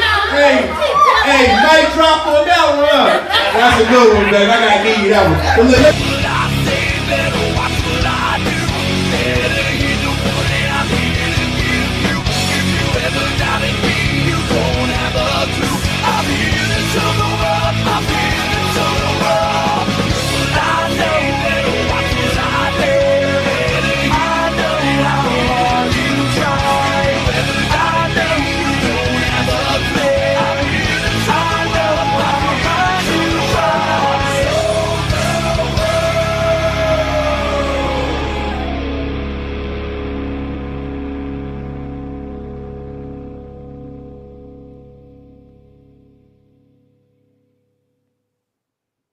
They call me Mr. Preston. They call me.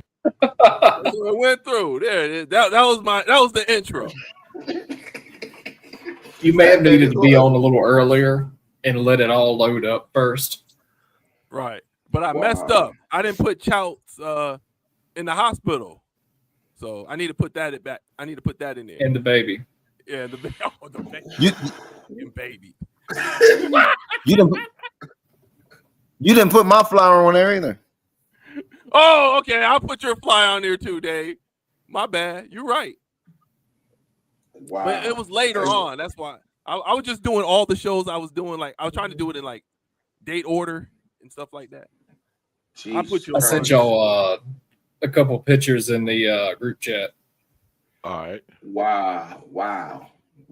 Hey, 505. Sir? Oh, geez. Really? God dang. Detective Waylon up in this month. Yes, Roderick. What's up? That shit was crazy.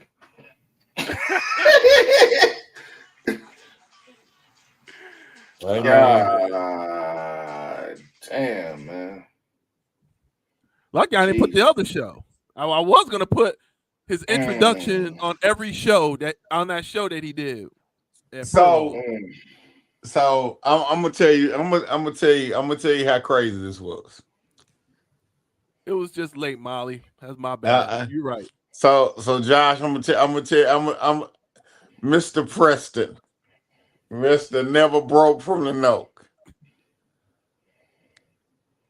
So I share the Rod Uncensored podcast. I share it on my Facebook page. I will not do this because it's not cool. But the person that was saying those nice compliments and those nice words to that individual definitely did watch the Rod Uncensored podcast. And since then, because this has been streaming, text and said, "Oh, y'all showing my video. I will not bring those people into this live, but I want you to know, I knew you was gonna play that shit. I knew it. You sat there, you had it loaded up, and at the end of the day, I know that you want an apology at 6 o'clock in the morning. I know y'all do, but at the end of the day, let's just be clear on this. That was at a 505 show, and I gotta protect the brand. I'm gonna say that he didn't realize that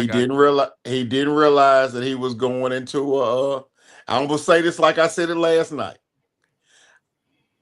He is deemed as a professional comic. But maybe I still should have prepared him a little bit more for what he was going into. And my only thing that I say, ask questions. As I should have asked questions, and as I stated last night, which like I say, everything is on video. My whole thing was this: if you tell me that that's not, you didn't tell me this up front, but you did say that he did say this last night or Sunday night or whenever it was. He did say, I normally don't do crowd work. Well, that's the only thing that I can say that I feel that was amazing. You don't come into a professional show or professional trying shit out. That's what open mics are for. I go to open mics to try shit out. I have private rehearsals to try shit out. But if you are not apt to,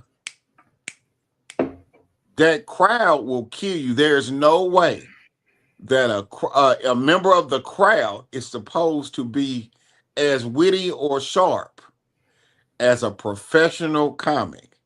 You have the microphone last. You can't just say, "Oh, you got me," and that's it. You can't just walk away from that. You can't. Just like Brother Choutbout said, he could not walk away with the fact of what was said.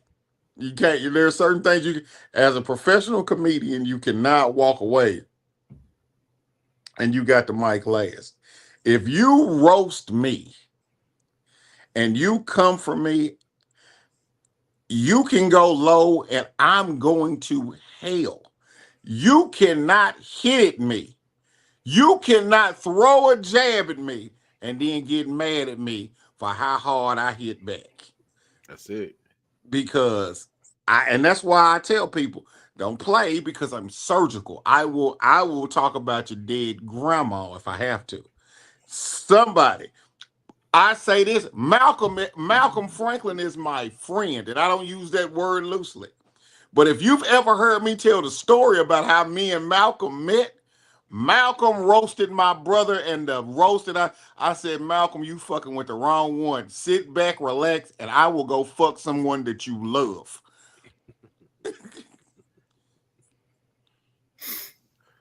Now, I said that with all seriousness.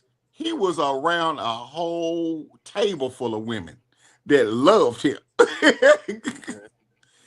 But I needed to let him know this is no shame about what I will do in here behind it. So I don't know if he was prepared for that, but if you didn't have enough, and I have to say, like, if you didn't respect me enough to know, hey, number one, my bread is on the line.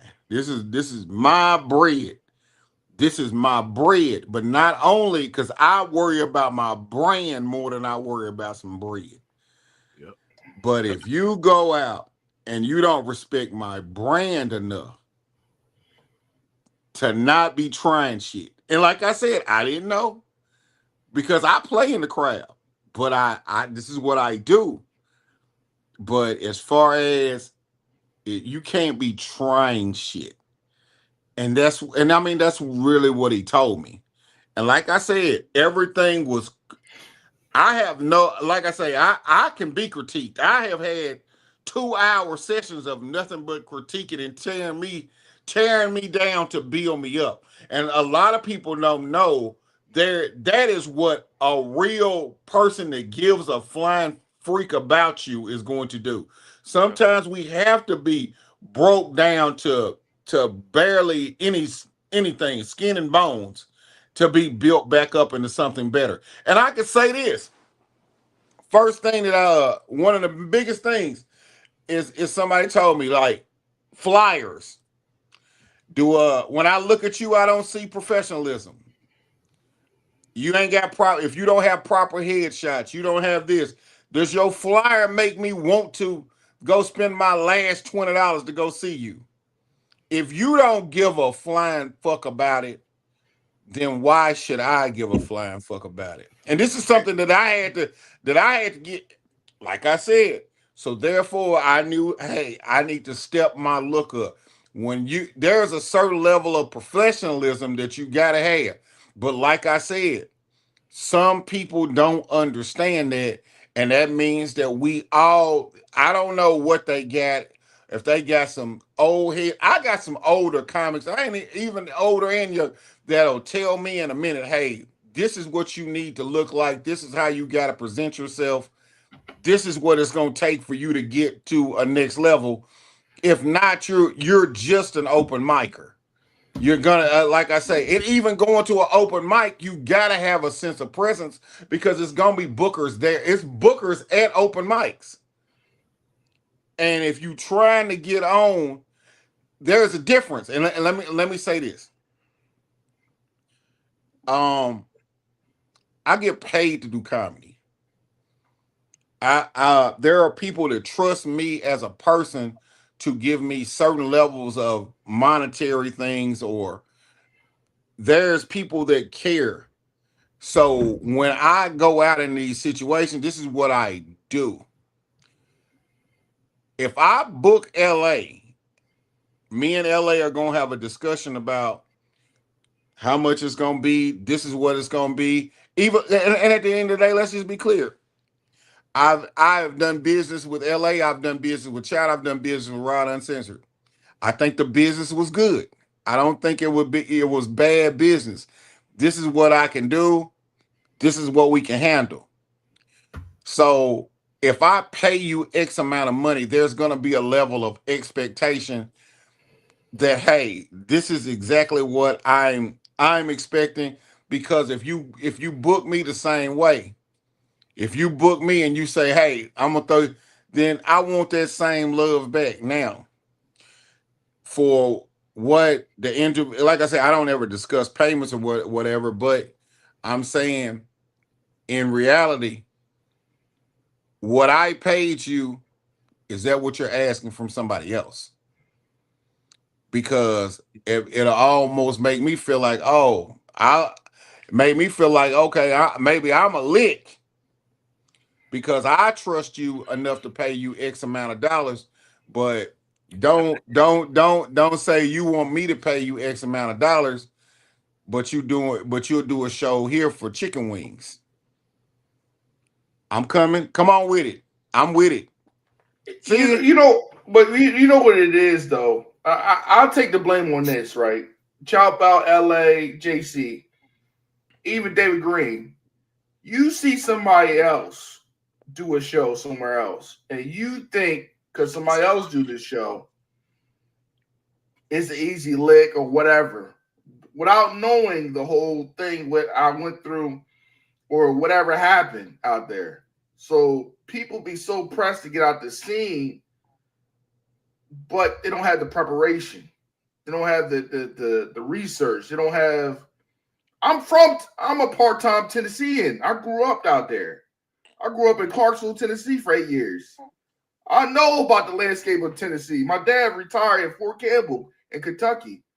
So I know about down Clarksville and Tennessee, Nashville, Kentucky. I'm from out there. You know what I mean? That's my second home. Nashville's a classy place. A great place. So without you doing the homework, you just think you see Rod Uncensored there. Oh man, if Rod Uncensored could do it, I know I could do it. And without doing the research. And you begged me, I'm sorry to say, you begged me, hey man, you think 505, you heard from 505, I reached out to him. I said, yo, if you get an opportunity out there, you gotta perform. You know what I mean? Because again, that motherfucker Gwen pressed me full court press like Gary Payton in 97. I mean, full court. LA, she told me is no niggas in Delaware. And that's not true. It's niggas in Connecticut. You from Connecticut. So there's black people everywhere. So she told me that. So at the end of the day, when you got the time in and you work on your shit and you're not talking about where the ratchet bitch is at, and you tell a story of who is Chow Bell, who is LA, who is 505, who is David Green, whoever JC is. People, you don't get a response from that because they're going to know it's genuine. But when you do all that fucking satire, Bojangle shit, they ain't going to fuck with it. When they see you in the crowd and none of them motherfuckers riding buses and there's no buses after fucking 6 o'clock down south. So it's none of that shit. So when you don't do the research, you get put in a buzzsaw, and that's what happened. And I told him, I said, yo, that shit is not that. And people ever since then been reaching out to me. Oh man, how do I get the 505? I don't know. You know what I mean? 'Cause you gotta reach out to them. You're supposed to be booking. I'm not booking nobody, man. After this, I ain't booking nobody. I don't have anybody for my show because of Rod. I got Elijah the Bar out there. I guarantee that, like crack pipe. You know what I mean? I guarantee it. But like Frank Lucas, but I'm not doing that because you gotta have some preparation. You gotta know how to read a room because that's that room right there, down there, with all them women. They don't want to hear about that show was in Memphis, right? No, that show was in Nashville. So Pete, I have 2 rooms that I work out of consistently. So I got that room, which is, and my crowd is going to be predominantly upper scale women.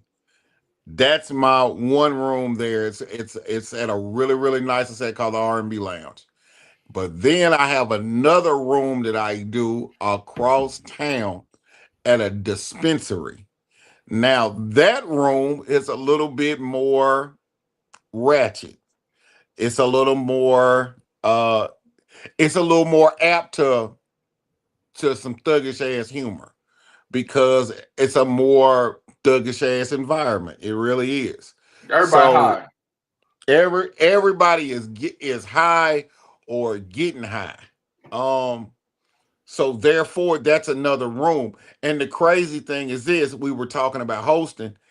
It's a 505 production, but I don't even host it anymore. And for those, JC, I don't think you've ever just met Ghost or seen Ghost. Ghost hosts it now.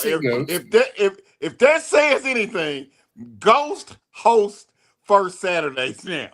If that says anything, that's Ghost move. So do you know how crunk that's gonna be if Ghost is the one hosting it?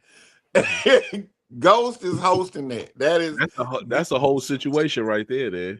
You don't know if Ghost is gonna have his clothes on at the end of the show. And that's a real thing. So that's Ghost baby. But those are the 2 rooms. So what I say is that room was not designed for. Like I said, I can read. You could read the room. It doesn't matter. When we get on the stage, we're supposed to already be reading what we're doing anyway. If we're doing a set, then we're sticking with the set. But like I said, my only thing that I just really, and like I said, I didn't know it until Sunday. If you don't do crowd work, why are you trying or playing or attempting this if it's something that you have not already practiced? You don't see any NBA player thinking they Steph Curry and they don't make layups or free throws. Let's just be clear on that. So don't go out there playing with something. Control the controllables, as they say. I can control my set. I can't control what somebody else is gonna say back to me. I can't control that. Exactly. So, like I said, with Chow, even with Chow situation, you can't come at Chow and then get mad at Chow for how petty he goes. That's why I call him the Picasso of petty. I said that. I called him the Picasso of petty. I said that. I claim that. Hey, he can put this shit on a t-shirt if he want to.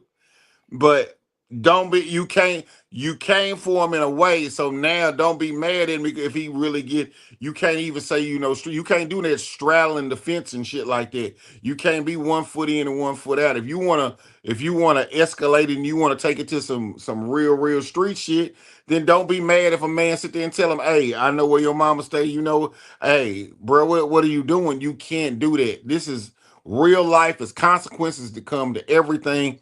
This shit is deeper than jokes at this point. It's deeper than jokes because at the end of the day, there's money involved.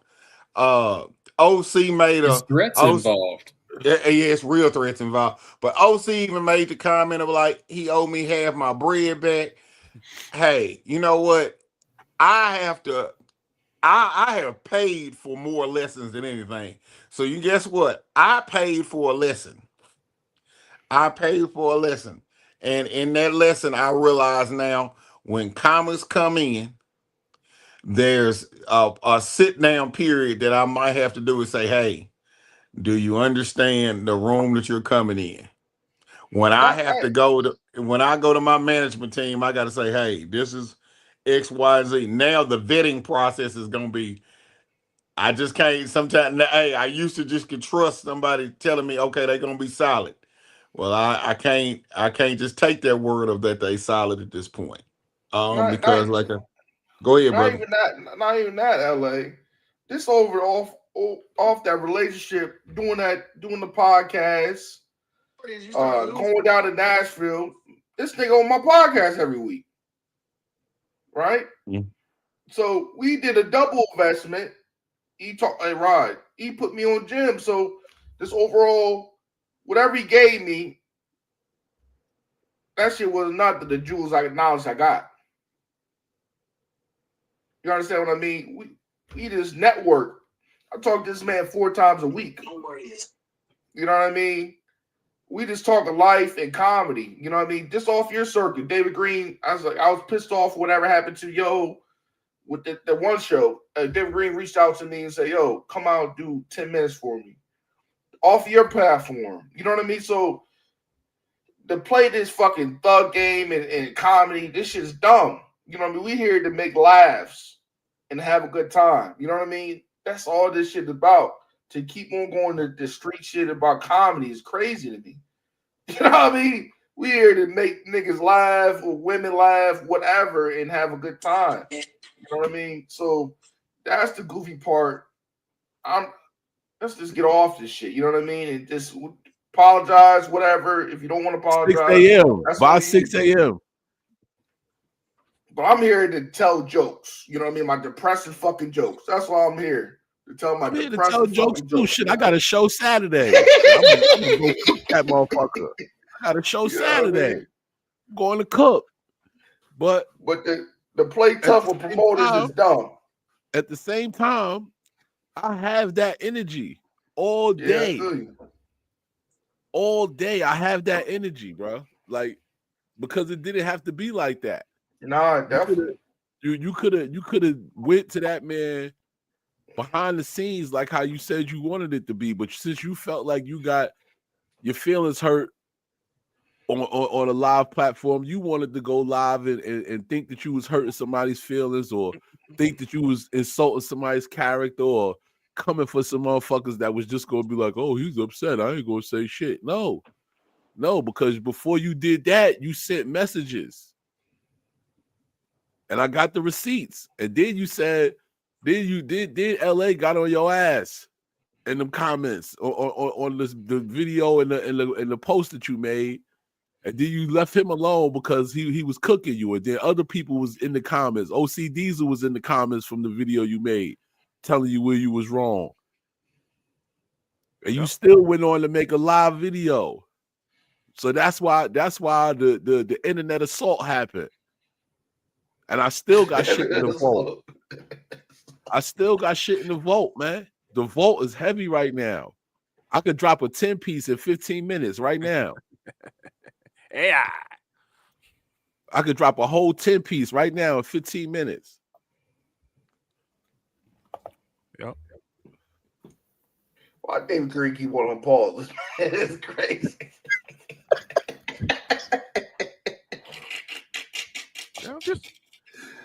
I mean, we don't want it, but if you're gonna give it to us, we'll take it.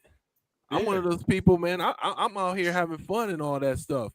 But if there's some shit that's about to go down, I'm not gonna. I'm like, oh shit, where's my jacket? Where's my jacket?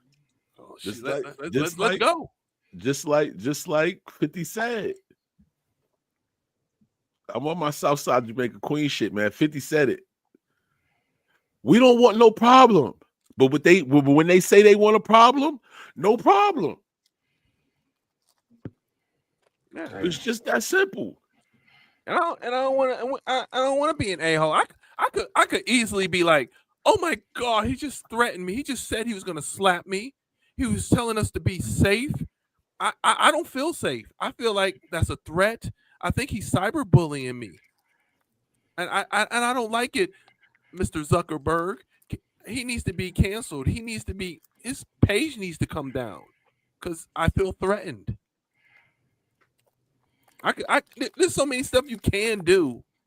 I mean, to go up there and be all up in your feelings like that. I mean, really? And then OC said, yo, you got to have thick skin in this comedy game. And it wasn't even about having thick skin. It's about, yo, accept the criticism. And then you talking about he didn't want it. Well, when you asked me to do a show, when you asked me to do my show, you're asking for criticism. Because I'm not that comedian. Because what this is what most people do. Man, well, I'll see what I got in a couple months. You know, right now I'm all booked up until this.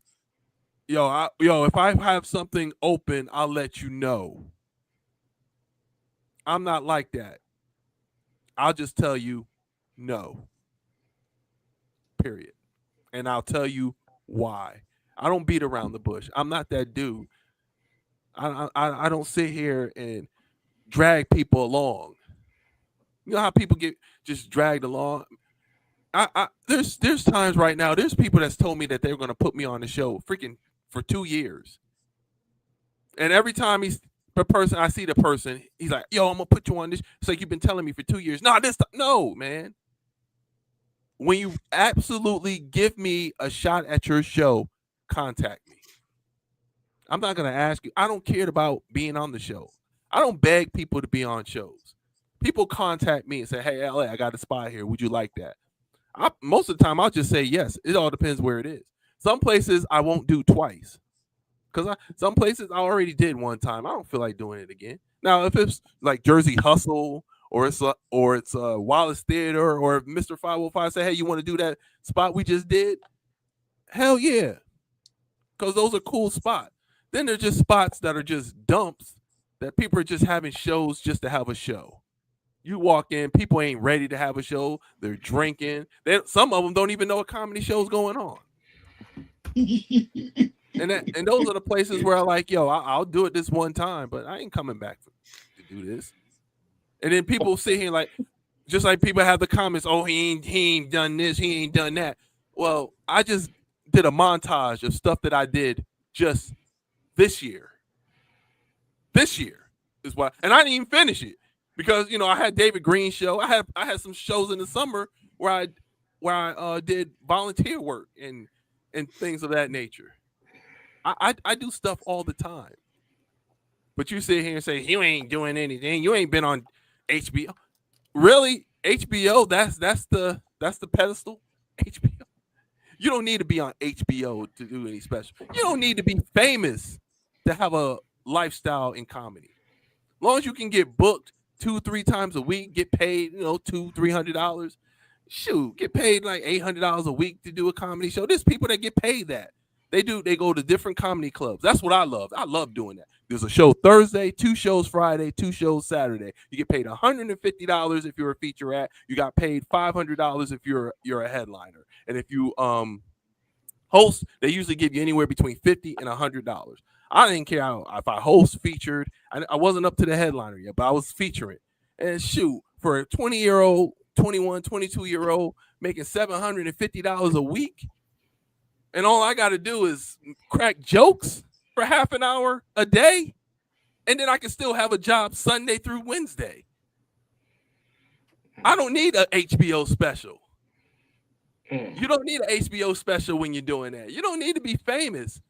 I don't understand why comedians think you need to be famous or have specials to make a living in comedy. You don't.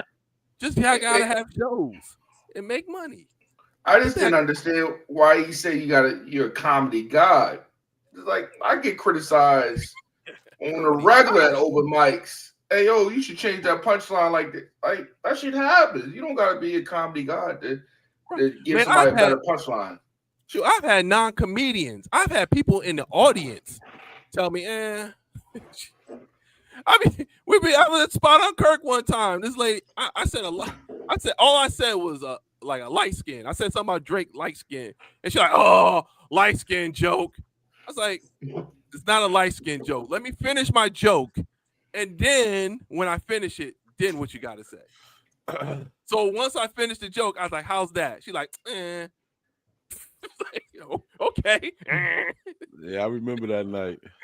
That critiquing shit happens, man. And you don't gotta be no comedy guy at all. Right, but I understood her why she was upset. And you know what? I don't do that part anymore. There's been times where comedians be like, "Yo, don't do that. Don't do that." Yo, I had a thing. I was telling Chow and JC the other day. I had a joke where I talked about Martin Luther King and Jesse Jackson beefing and fighting over Rosa Parks.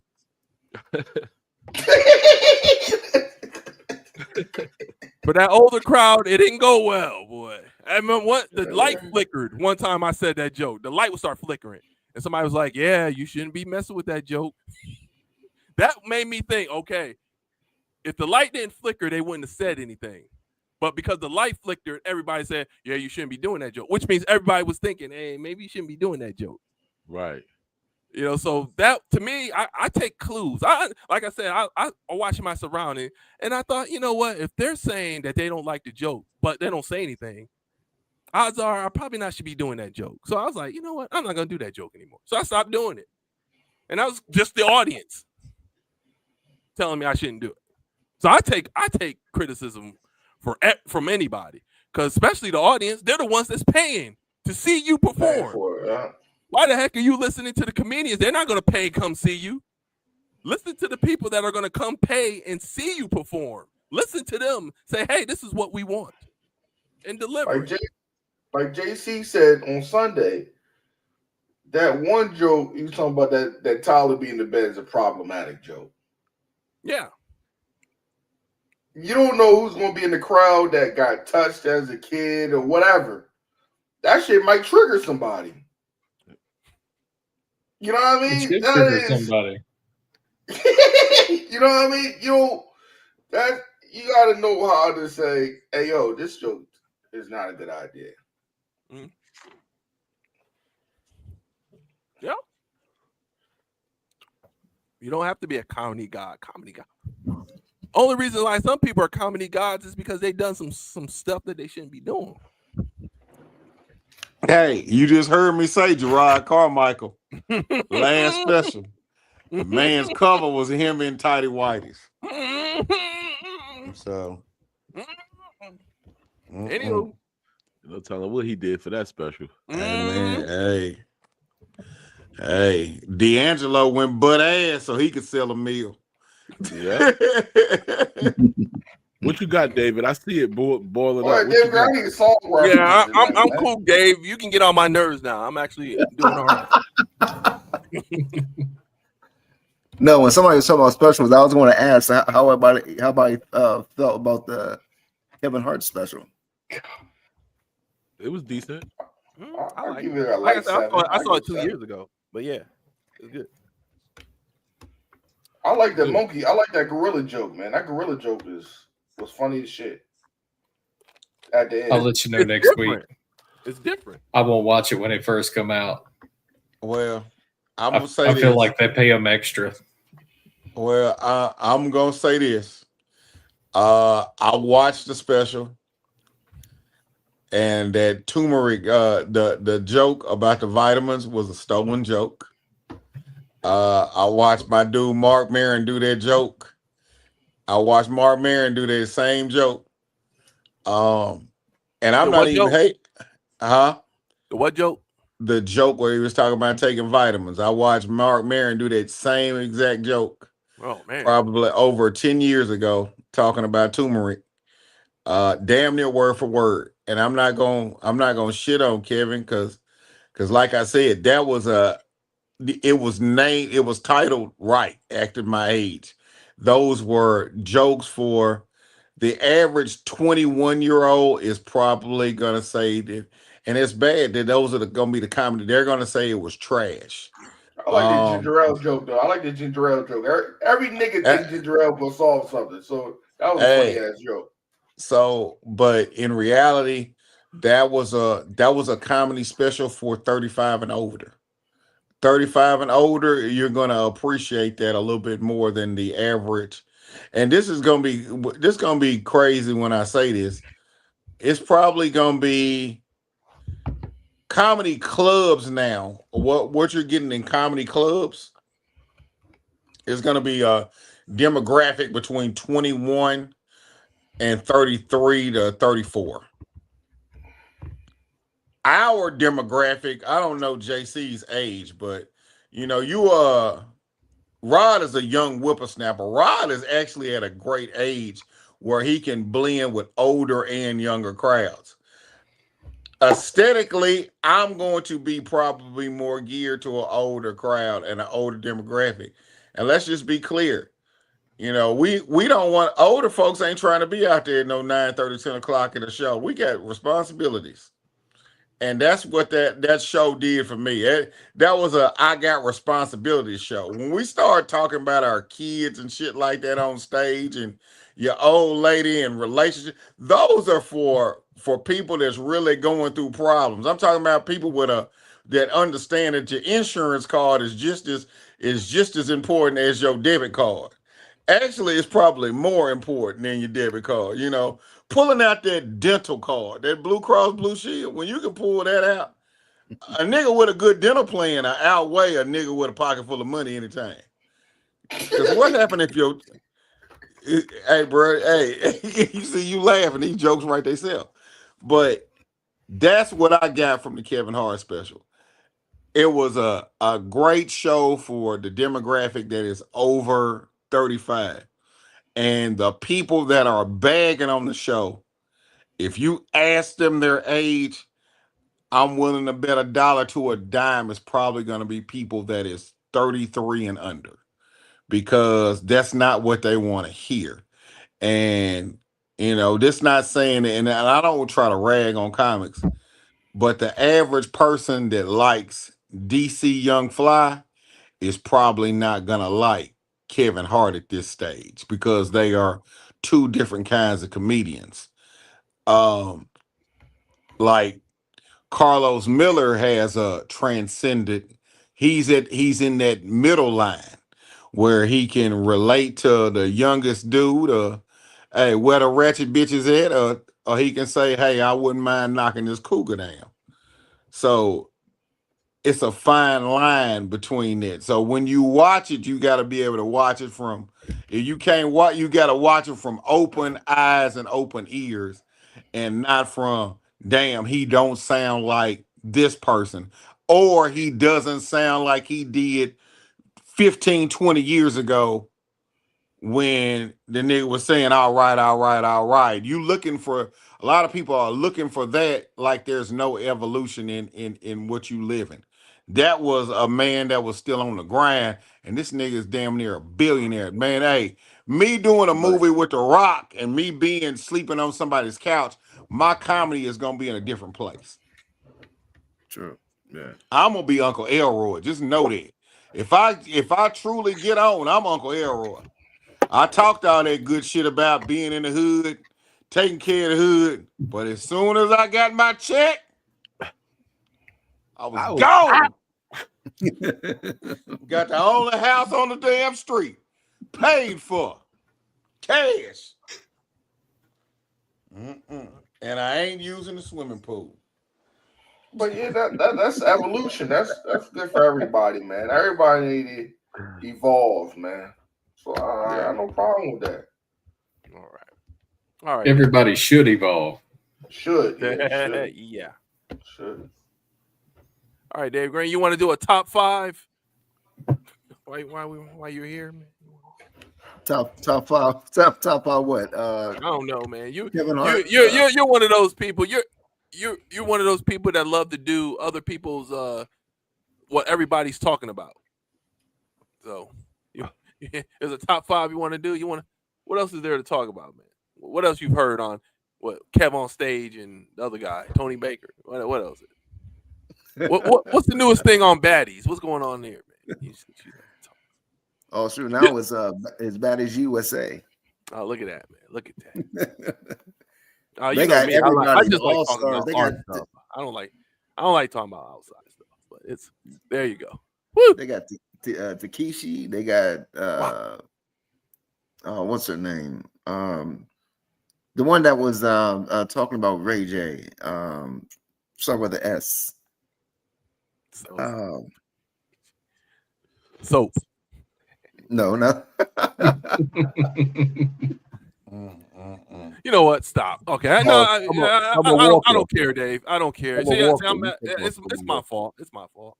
I'll tell you what. Somebody needs to have a council or something on with Ray J, because that bad boy is wilding the hell out. Yeah, man. Wow. One wish. Shit. All right, man. We've done this for 2.5 hours, man. I feel better. Should we check the temperature around the room? See how's everybody feeling? So no end game. It's 5 minutes to 11. We've been playing the end game for the last 2 hours and 32 minutes. It's 5 minutes to 11. We got approximately 7 hours to receive an apology. For the last 48 hours. This shit crazy as fuck. I'm all tore. Thursday, Dave. You're gonna be here Thursday. We'll do 2 Thursday. How about that, man? All right, I'll put you up top. How about you be first? All right. That's cool. We'll do that until he says the same thing somebody else says twice, and then he's gonna put back at the bottom. Gonna get skipped.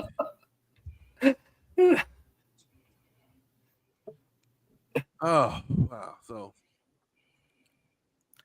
no, but sometimes the words would be real small or whatever, and so it's like, wait, hold up.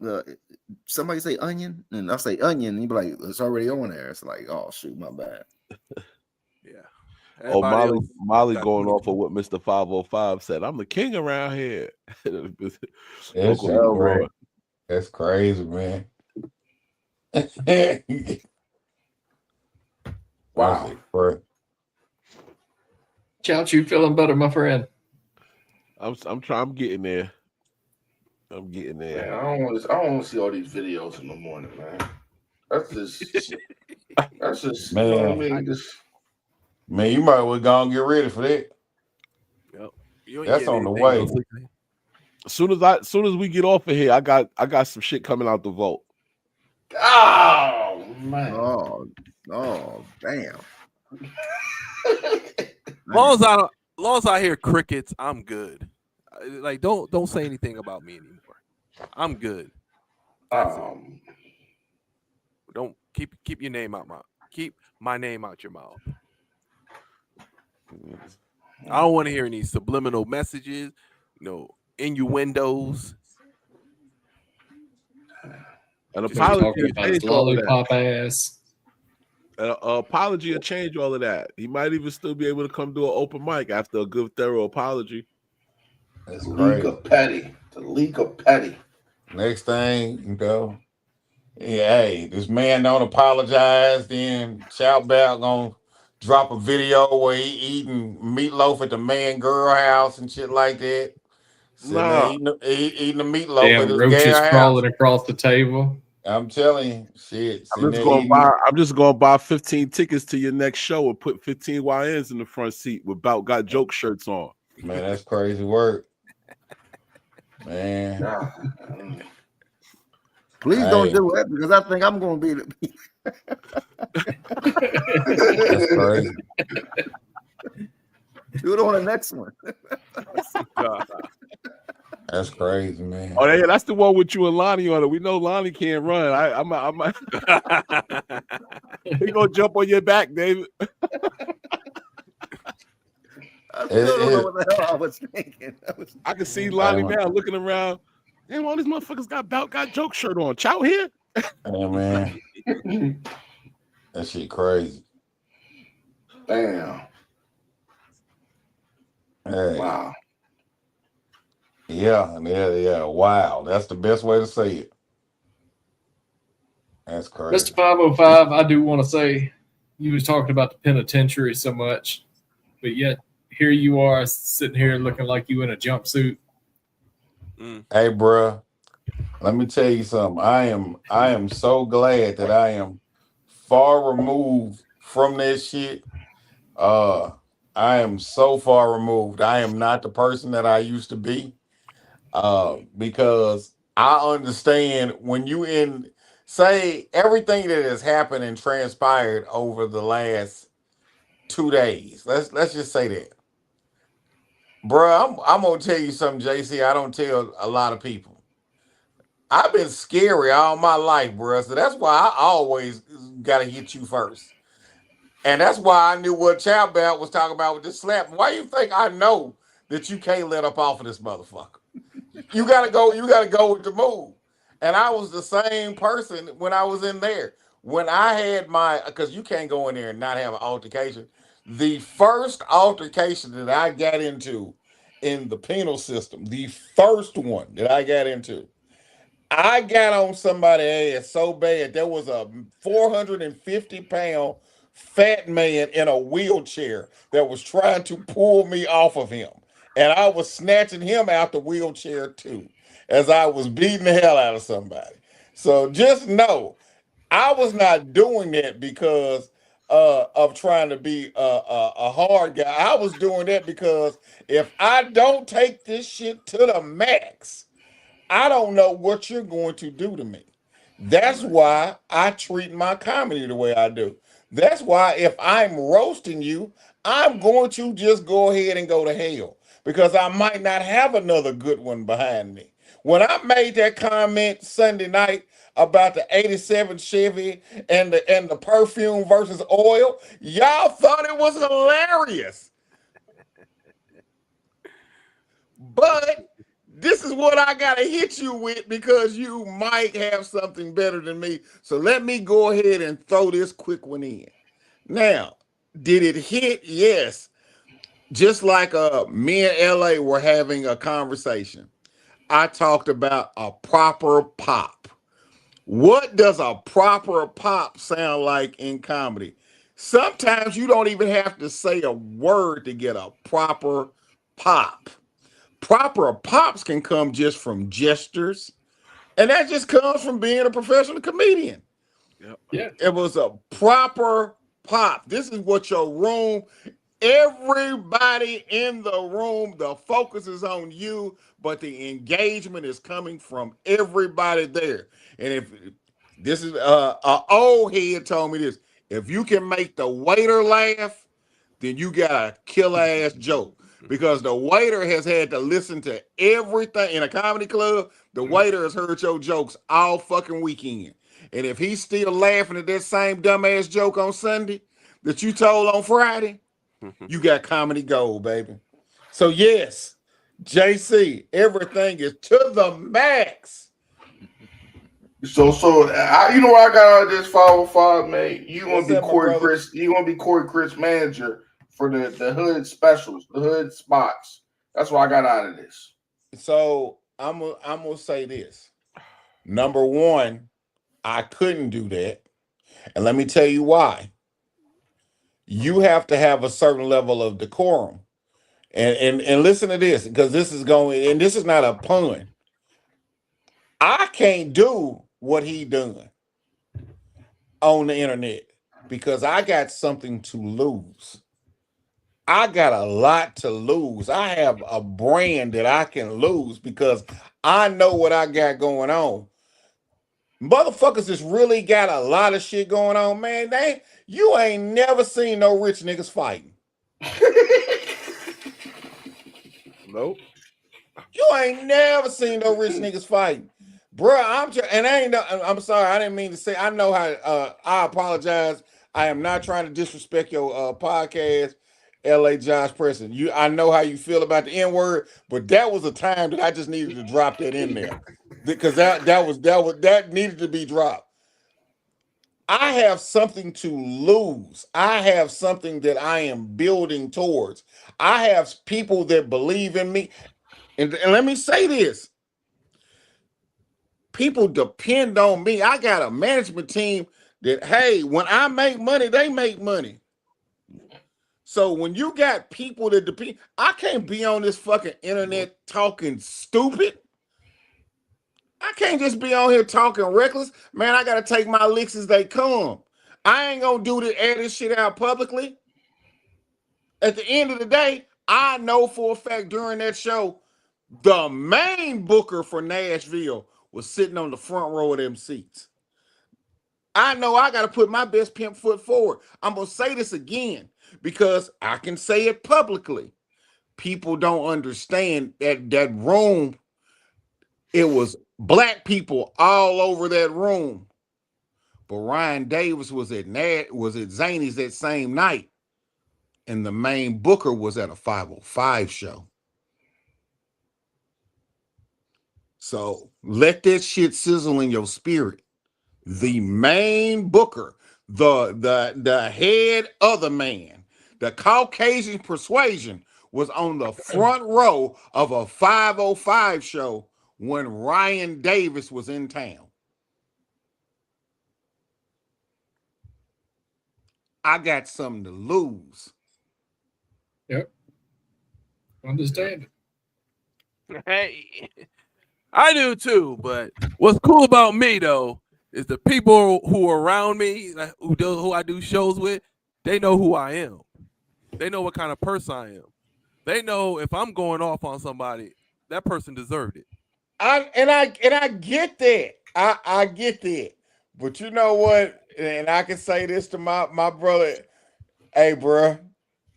Hey, we all seen Life.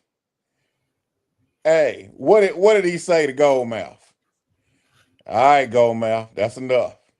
He took enough of a beating. Yeah, we still in. I want your cornbread. Hey, he took enough of it, but you know what? He gonna take that beating unless if he don't come correct by 6 o'clock. I already know what it is because it's already been put in the atmosphere. But at the end of the day, ain't nothing wrong with saying you wrong about something. Just like I had to admit I was wrong. I should have prepared him. I was wrong for putting him in a situation like it because he was not prepared for that. Now you telling me you prepared.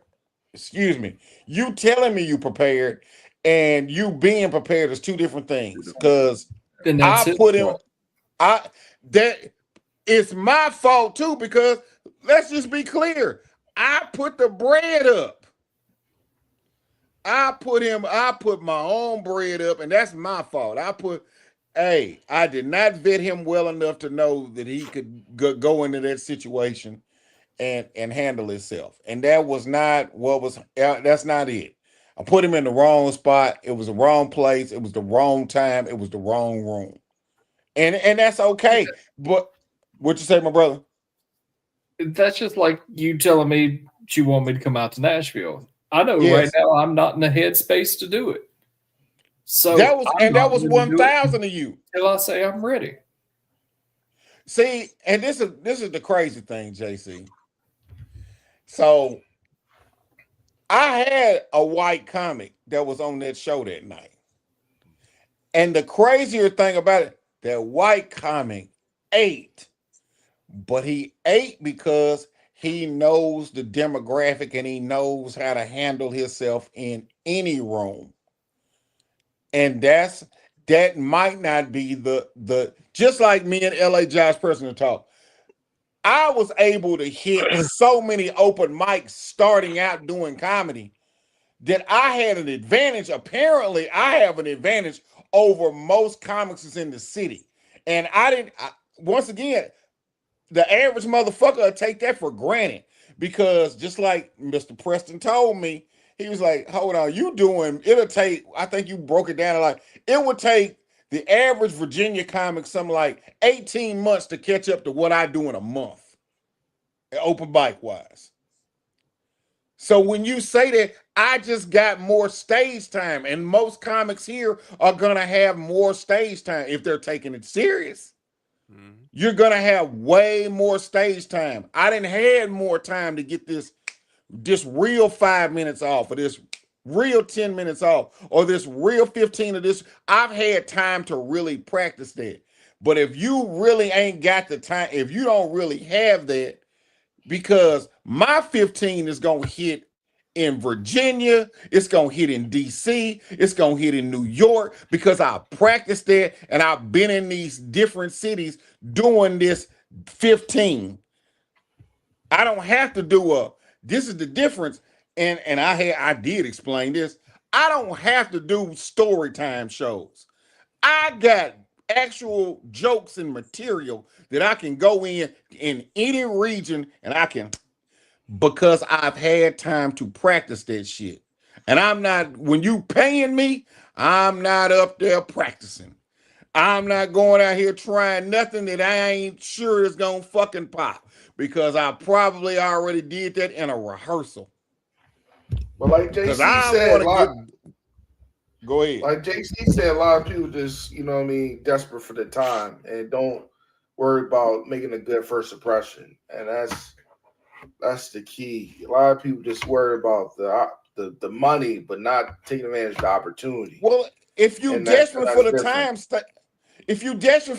stay local. Don't local. So guess what? You don't have somebody put bread up, and you know that you ain't got a tried true 10-15 minutes. That's true.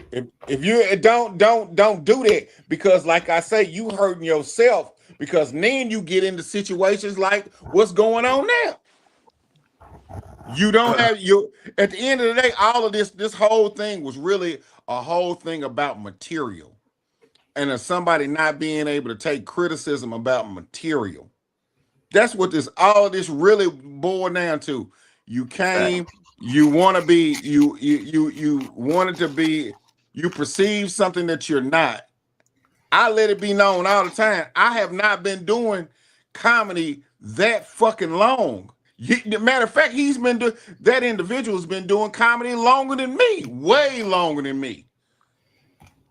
But I've had more stage time, and having more stage time is a difference, because then I can say, hey, if I tell you, I let people tell me all the time, hey, you can punch this joke up. Just like last night, I made a comment. I was like, hey, if you tag in, the Tyler tagged in, I said it. I said, that's a threesome. But I punched that shit up. I said, nah, that ain't no regular threesome. That's an Alabama threesome. When I punched it up, and I said, nah, that's an Alabama threesome right there. And turning from an Alabama, just that one word, just because everybody knows Alabama's all about incest. Everybody knows that. It's an Alabama, it's an Alabama threesome now. So once again, punch up. If you can't take that criticism, and that's really what it's all about. Your young man couldn't, and I'm gonna call him young because I don't know if he older or younger, but he couldn't take the criticism that was coming from somebody that has way more stage time. And if I'm gonna say it from this standpoint, I'd rather it come from somebody that's got more, because if you've already seen it, you might be saving me from an ass whooping later. And I'm not talking about a physical ass whoop, I'm talking about a mental and emotional, because embracing a bomb is hard. That shit'll stay on your psyche for a while. Yep. And if you can save me from really, really going out here and really fucking myself up in New York or Austin or Dallas or Miami, in these real comedy towns. Austin is a real comedy town. Dallas is getting a real. Houston is a real. LA is a real comedy town.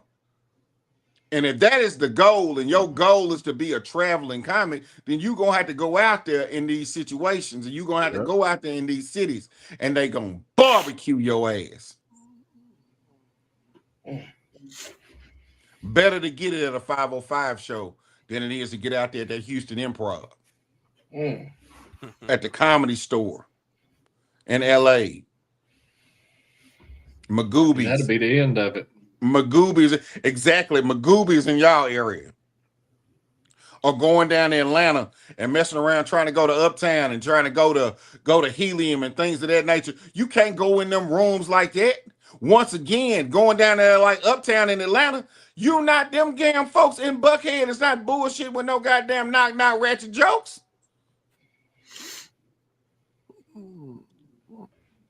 I know who run the room down that bitch.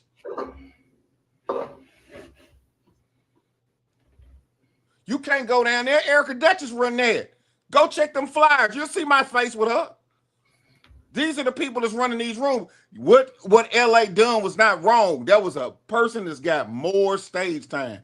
And years and stage time is two different things. And I am just now understanding that this week. Thank you to LA Josh Preston. Because he really broke that shit down to me. He really broke that shit down to me of like, I'm saying years, and he's telling me he might have years, but you have more stage time. And stage time is what really fucking counts. Oh. Man, I told you that when you first remember, I was sitting there with Chow, and when you got on that stage, I looked at Chow and said, this dude ain't been doing it for no daggone year. There's no way he's been doing it for a year. And I'm trying to figure out, what are you doing? And I'm thinking, are you taking anybody's jokes? And I'm listening like, it doesn't sound like it. What is he doing? And then when you came back, I said, you've only been doing this for a year. Yeah. But when you said, but I be going to these open mics 5-6 times a daggone week. I told you, there it is. 6 times a week. 6 times a week, 52 weeks in a year, 312 times you've been on doing an open mic. And I say, you come, being in Roanoke, you'd be lucky to do 2 open mics a month. That's what I was getting at. You're doing professional work. I mean, if you do it, even if you get 5 minutes for five nights a week, that's 25 minutes. That's pretty much a feature act. You've been doing feature acts for the past week, every week. And that's what I tell people, that I didn't understand how big of an advantage that I had in Nashville. Nashville is you have a bigger advantage because there's more places to work. Like it's Tuesday night. It's 3 open mics going on. If I can literally get off of this podcast right now, it is 10:18. Bobby's Idle Hour opens at 11 for open mic. I can literally get off of this podcast right now, get in my car, be at Bobby's, and it ain't going. All I gotta do is show up and go up. Starts at 11. And he has no excuse in DC, because DC's the same way. This dude should be going to open mics like every night if he could. 2 or 3, 4 times a week. Y'all, I'm jealous here in Roanoke. We gotta drive 2 hours to do freaking open mics. If I'm not doing open mic, I gotta drive 2 hours. I'm jealous. Shoot, that's the same here. Well, that means that there's got to be a change in the culture if that's the case. Because, like I say, because at the end of the day, like I said, even if it's a trash open mic, it's an open mic. Yeah. Even if it's trash, and I can say this, I try not to shout this one place out. It is probably the most trash open mic ever. It's probably the most trash open mic on Sunday in the afternoon time, and you are fighting NFL football, the bar. But the thing that is awesome about it is all of the trolley cars that go down through downtown Nashville. They all park at this one place, at this one bar that they had this open mic. So I remember my best set, and I remember I bombed. My bomb was horrible. I bombed so bad at this open mic, I wanted to call myself somebody else. But my best set was at this open mic was literally they had a bachelorette party and they were from Sweden. Most of these folks couldn't even speak English, but it was a room full of different people of different nationalities, and it went great. But when I had my bomb there, and I did have a bomb, and my bomb was much worse than that video that is playing. My bomb was horrible. It was horrible. But guess what? I had to eat that shit. I had to eat it. I had to eat it in front of all them comics. What'd you say, my brother? And learn. Man, hey, I learned a lot. I wanted to run, I wanted to duck, I wanted to tuck tail. And I had an older comic come in. He said, you gotta feel that shit. Stay in here, you gotta feel that shit. Let it burn. Just let it burn. Sit here. And then I had to watch somebody go cook right behind me. At least you didn't get. Hope you didn't get clowned by the next guy. Hopefully that person didn't. Man, make it worse, bruh. I did so bad. They left me alone. Good. I did so bad. They left me alone. Yep. Left me alone. Yeah, but did people come up to you afterwards and give you some pointers or try to speak some kind of words of wisdom? So yeah, I mean, at the end of the day, man, I can call people out by name. I don't have no problem with it. When I first started doing comedy, I say real names. I don't have to sugarcoat it. Comic name Belly Button, which is he does shows all the time. Belly does not go he doesn't go in the open mics. He sits outside. So he would pull me to the side and tell me, hey, you ate ass or you sucked. Or he'll say, oh, okay, you can do this. I can talk to you. Comedian Mike Drew was the same way. Hey, I'm going to pull you out to the side. Let me rap. And I'm just giving you just comedian, man. I say this all the time. Mike Drew put my first comedy dollar in my pocket. That was the first person that, hey, you got something here. Let me put this dollar in your pocket. These are comedians. Flash Flood, another one. Been doing comedy for years. Renard Hurst. These folks took me outside and was like, hey, let me rap with your taste. Let me tell you about your comedy. Derek Sleazy Evans. See, I'm gonna drop real names of people that really do comedy. Derek Sleazy Evans. People don't want to say what Sleazy really done for Nashville comedy. Let's just be clear. Sleazy was on MTV 20 years ago doing Man Code with Billy Sorrells. This is a Nashville comic. This is before the Wild 'N Out days. Before that, these are comics that will say, hey, hold on, bro, this is what you got to do. These are people that have been on a level that I just pray I could go to. Matter of fact, Sleazy just did the Houston Improv, I'm going to say, about 3 months ago. These are people that are still doing relevant people that are still going out there. And just like LA brought up the money, it ain't nothing wrong with making $500-$600 a week or just on a weekend doing comedy and then having a regular job. Because $600-$700 on the back end on a weekend, which you wasn't doing shit anyway, is good money. Yep. Right. It's good money. If I can go in here and I can do 2-3 of these shows for $150 a clip, that's good money. That's good money to do what you love.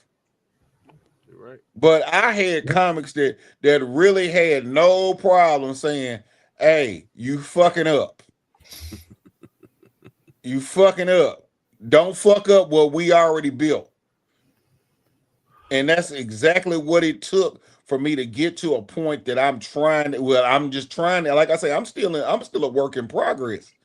But I'm glad that they had enough, they cared enough to say, hey, you fucking up. Hey, punch this up.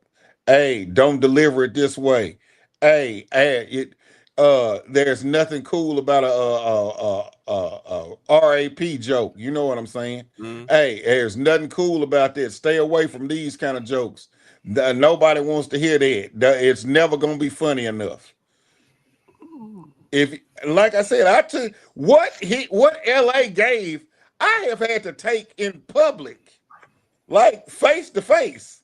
LA took the. If you can't handle this shit over these Zoom calls and shit like it, what you gonna do with them real folks that give a freak about you come to you and say that shit right there in your fucking face?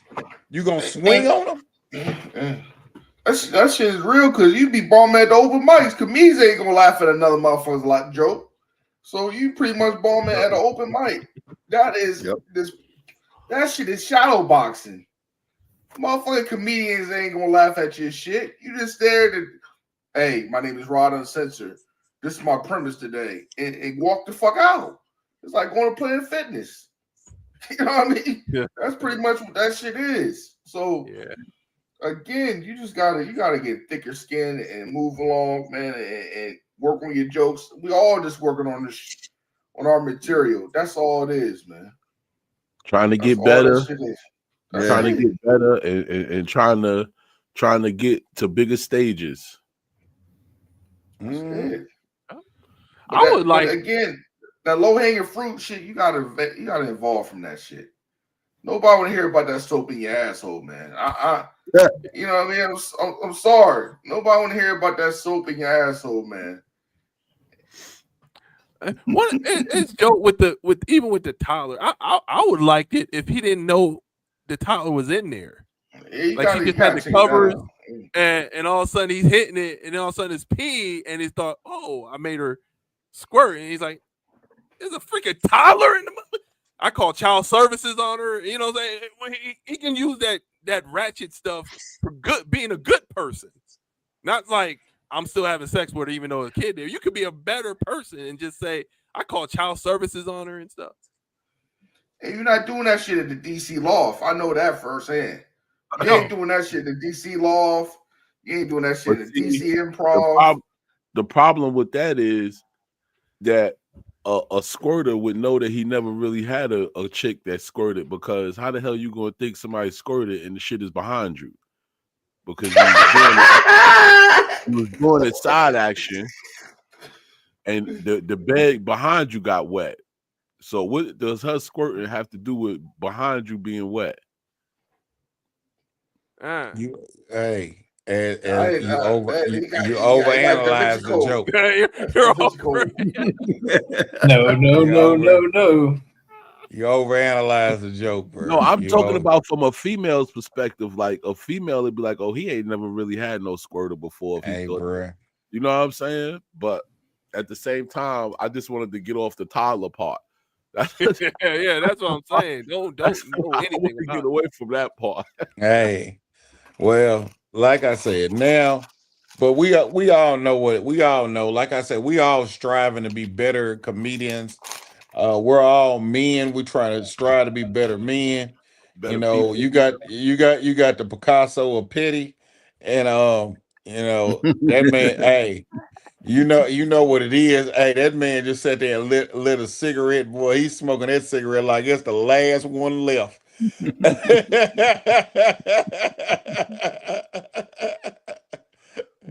And Rod, you should take notes that I've been doing all of this, and I'm under the weather right now. I'm not 100%. Did you imagine what I would be capable of doing if I was 100% right now? That's crazy. That's crazy. Well, like you said, what comes around goes around. I'm just waiting for the go around. With a car and a pocket full of gas money, shit. Fuck around, find out. That's crazy. Wow. There's so much comment. And David required. Anyway. I was waiting for the song title, man. David Green, I'm waiting for a song title. He said, "What goes around, come around." You didn't do the waterfalls, fucking nothing today, man. I know, because I don't want to say something and be like,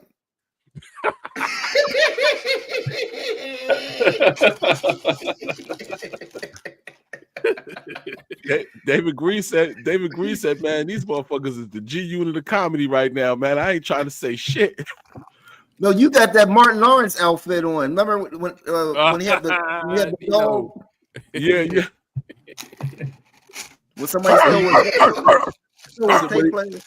yeah, when he redid the New Jack City shit. It's crazy.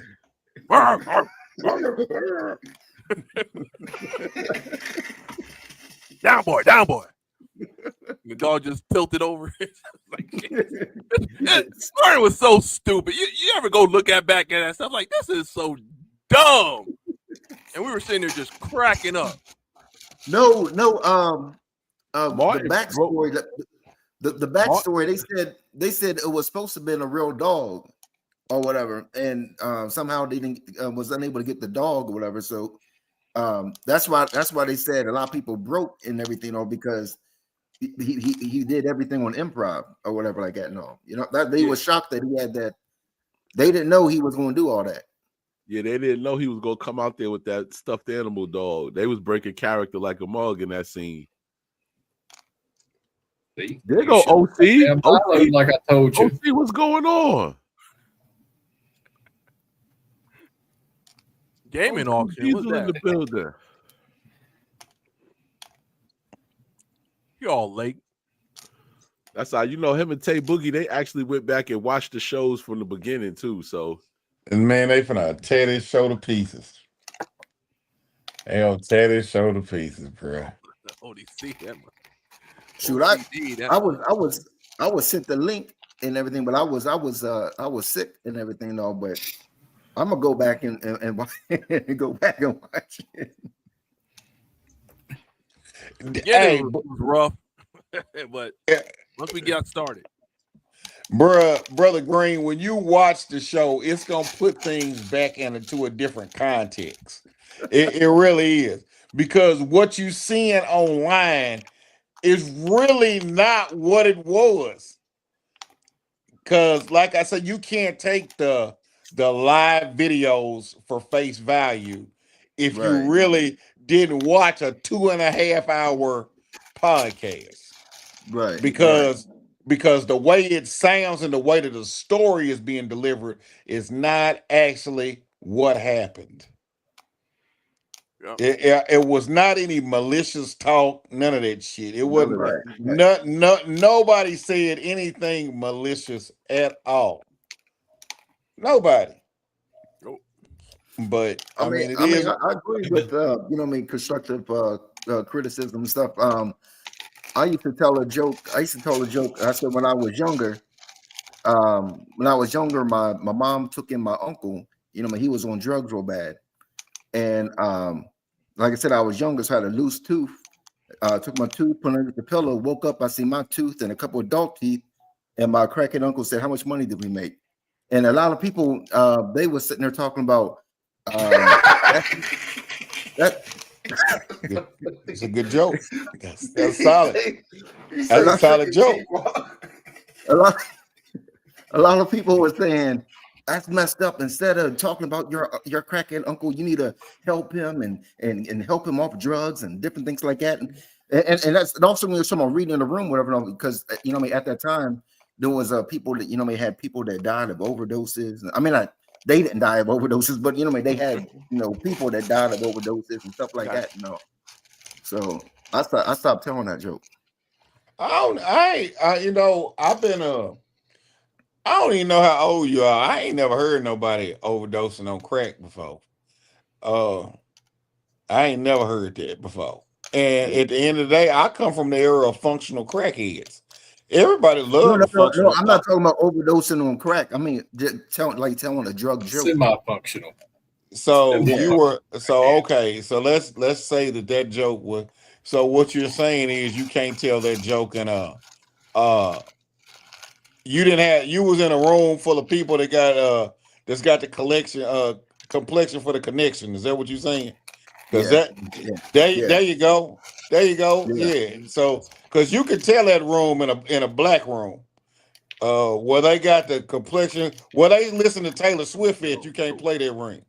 You can't do that in that room. All you can tell, all you can say is you used to be on drugs. Every time I do that, so I used to be on pills real bad. They start clapping and shit, tearing in the eyes and shit. I'm like, oh my god! But I understand what 505 saying, because they ain't gonna. They ain't gonna And I got explained. Afterwards, I said, it was just a made up story with a punchline. I don't have a crackhead uncle, but you'd be cooler if you did. Yeah, probably. But I did have a crackhead. Well, still do. Crackhead dad, though. Hey man, hey, look.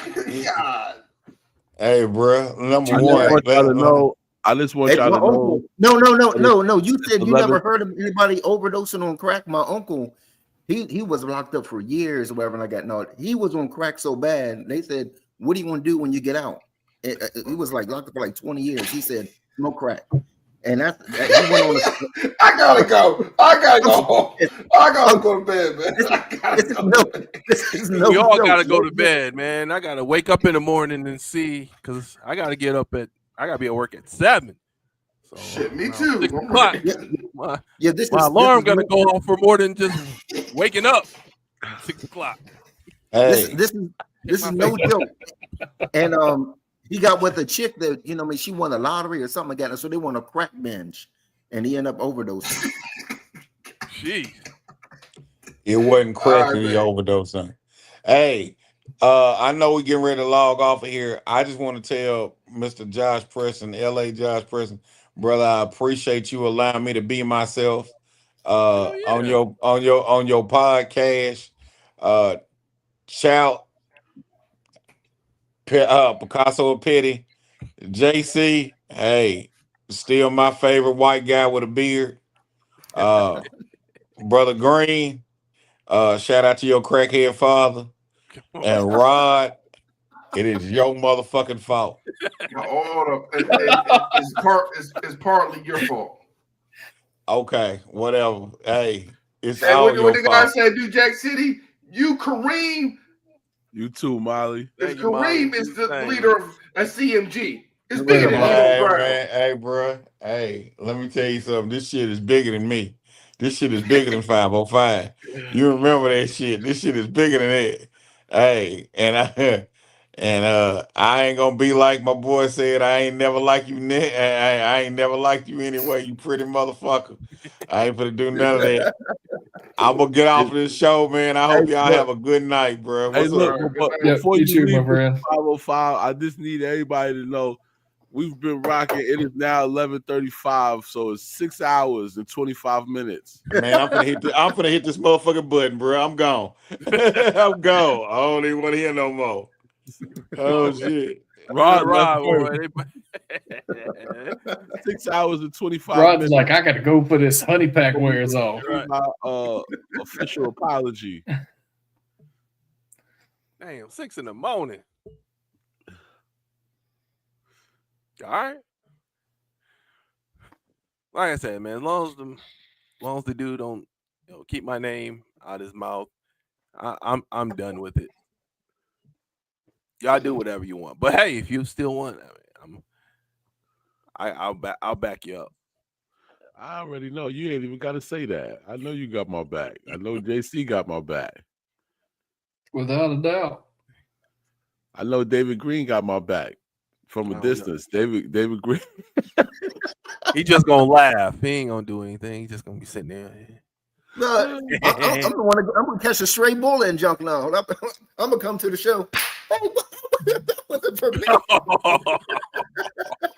Now you tell him how hard I hit.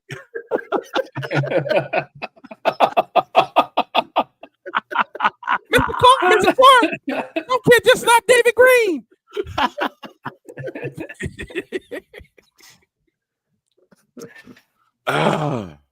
My goodness. It won't come to that. I really don't. I think they. You know how people are. They'll sit there and they act all bad. And then when you come back at them, it's like, oh, I ain't mess with LA. Okay, let's go to Shout. Oh shoot. When is JC gonna say something? I ain't gonna mess with the white guy. I mean, he might do. All right. I think I'll just go ahead and fuck with the quiet one. I think I'll just sit here. Or maybe it'll just come back to me. I don't know. I feel better. Y'all feel better? I feel better. Yeah. Now what's happening is people is finally like, yo, leave them the fuck alone.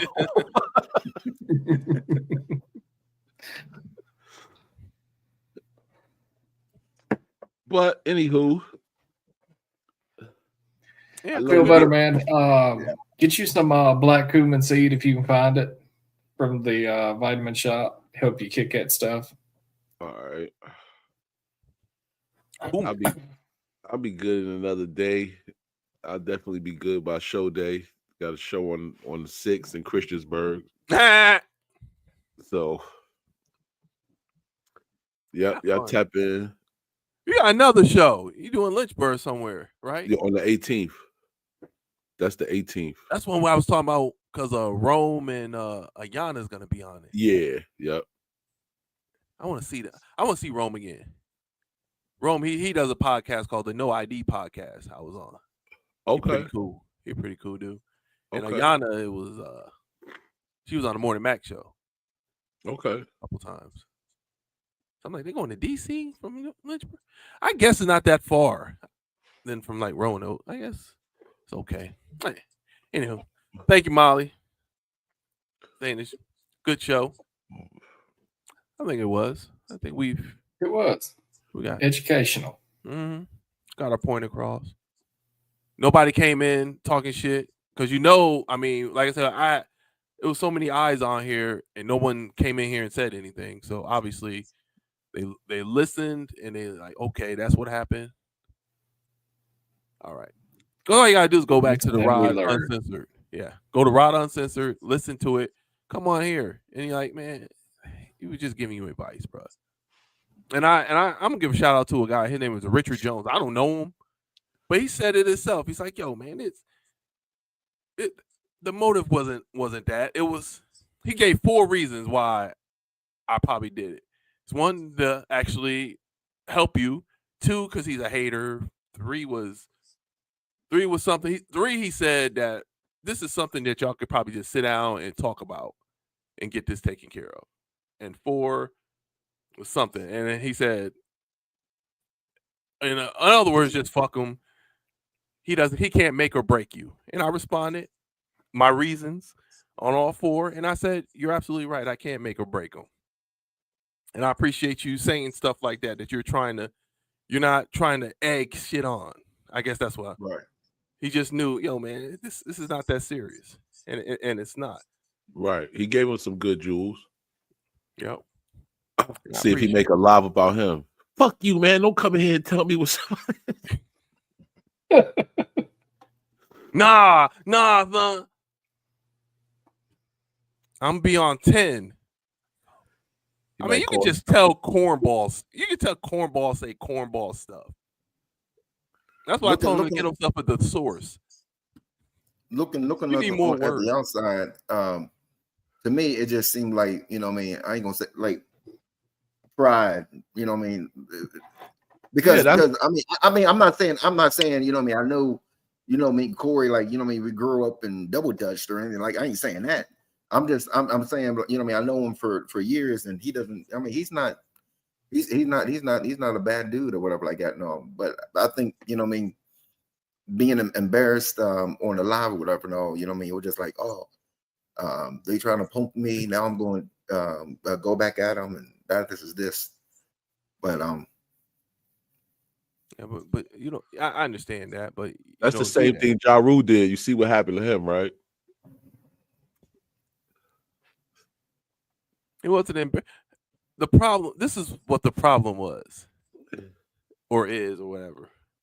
It was on the Rod Uncensored podcast.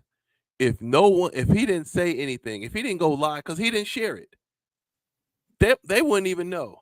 I don't even know if people would have. They would have just saw like a handful of people would have saw the Rod Uncensored podcast and know what was going on.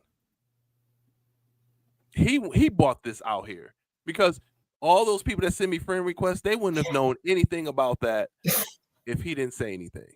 Because we wouldn't have said anything. We just do our show and we're on to the next thing.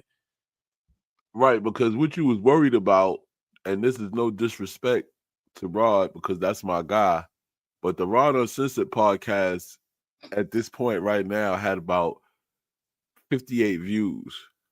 each one of I got one of the first video that I did visiting him in the hospital was at 2700. So when you worry about what views is gonna get viewed about making you look bad, you got to think about who you fucking with.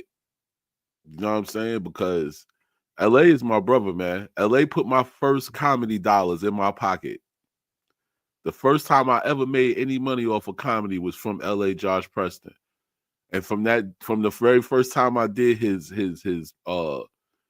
comedy competition and moved on to the finals until now, he doesn't do anything but give me advice and try to make me a better comedian and help me along the way.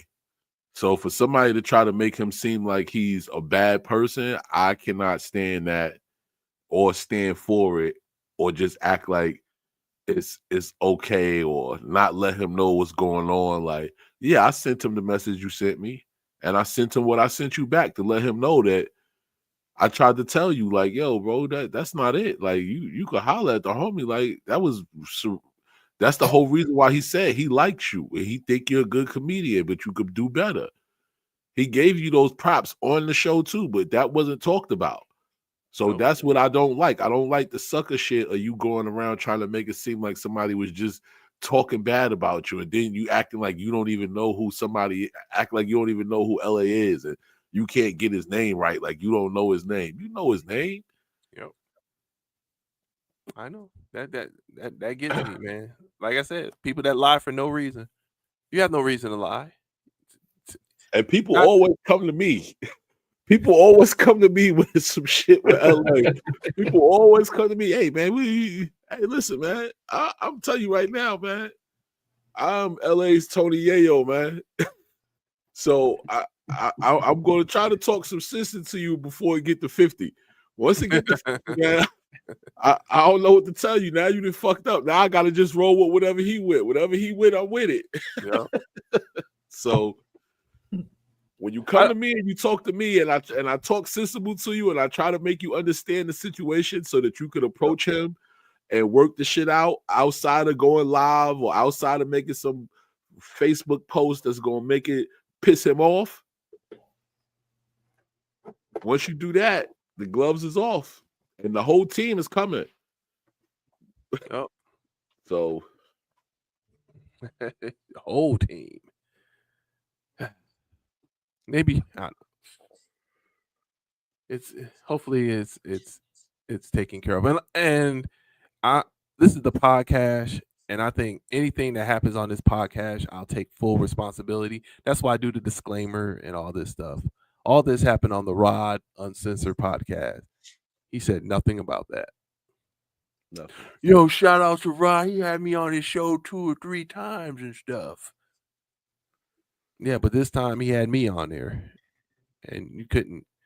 But also remember week before last, I think when he was supposed to be on there, or maybe it was it was a couple weeks ago or something. Mm-hmm. He was supposed to be on there. He couldn't do it because he was doing a promotion for a show. Mm-hmm. But yet he said last Sunday that he was on a podcast every Sunday. So which one is it? Maybe he was on that podcast promoting whatever the show, right? I think that might have been what was happening. And if he does one every Sunday, that means, oh man, he'll be on this Sunday. What's crazy is he does the podcast on Sunday, but still ended up being on Raw podcast this Sunday. You know, I'm gonna be honest, I don't think they want him on the show either. He's definitely not making the show. Let's put it like that. If Bout said, yo, I'm doing this other show, like, what other show? It better be Joe Rogan or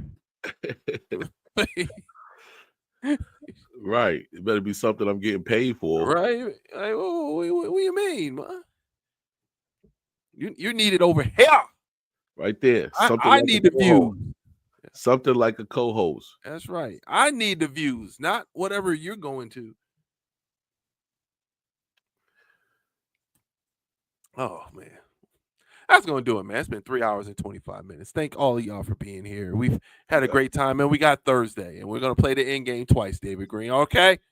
You good? I'm good. Good deal. I'll have some new levels. Thank you for having the song. Yep. And also he's messed me up because I'm supposed to be doing my music with my game, but instead I'm got to do this BS.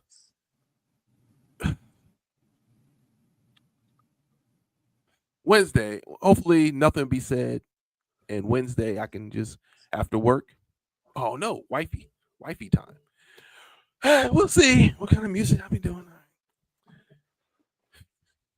Y'all want to go out and what you got to say? Anything I say? David Green, JC Allen, shout about. What y'all got? I'm good. Y'all have a good night. Ciao, feel better. Thank you, brother. Yes, sir. Yep. LA, glad you got it off your chest. And Me I too. will holler at y'all tomorrow. All right, JC, man. Love you, brother. Love Only y'all. thing I got to say is it's 11:50. You got 6 hours and 10 minutes. Send a formal apology. Man, I wish you could have a timer. I was like just thinking about how to do that. Put a timer on my timeline. Yeah, if you could do that, man, that'd be hype. But I don't think you can. I could go live. The only thing I gotta say is we represent the lollipop bass, the lollipop bass. See, here we go. See, ciao. Yo, I'm good, man. I ain't got nothing else to say. I'm about to go try to lay it down because I do got to work tomorrow still. Even though I've been not feeling great, but I'm gonna try to get through the day. Feel better, man. Thank you. If I don't feel too great, I'll probably go home early tomorrow, but we'll see. Get that coming. Or Yep. cumin. Cumin. Yep. Cumin. Yep. All right, bro. Love you, man. Love you. All right, bro. All right, that is gonna do it for tonight. Good times, man. 3 hours, 28 minutes. So we'll do 3.5. Appreciate all y'all for being here. Got 10 likes. I mean, 10. I should definitely had more. There was just so many people, and this is just from me. So who knows who was on JC's and Chouts and David Green's if he Rod Uncensored. I wonder if Rod Uncensored shared. I also focus on me talking this junk. I forgot to tell people to share the daggone. Anyway.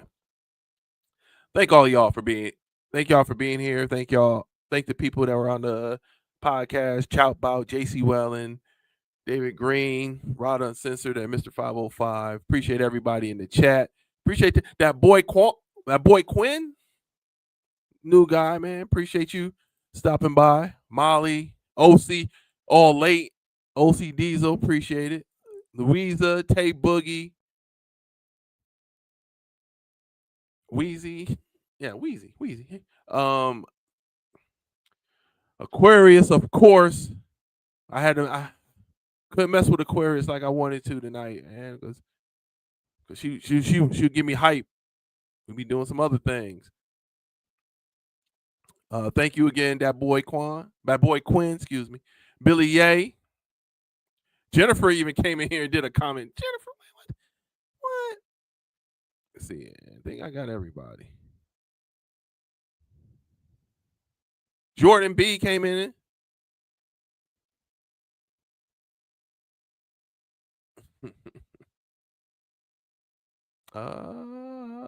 Joe, I think Joe Bridges. No, that's not. Jordan Molly. Joe was here. Okay. Joe Bridges. Man, we did it, man. We'll be back here on Thursday. No Wednesday night, man. Wifey says, and she on vacation this week too, man. So I know I gotta. I think she might tell me to keep this jacket on. Like, ooh, I remember them. I remember them days. Like, yeah. Go out and do some things.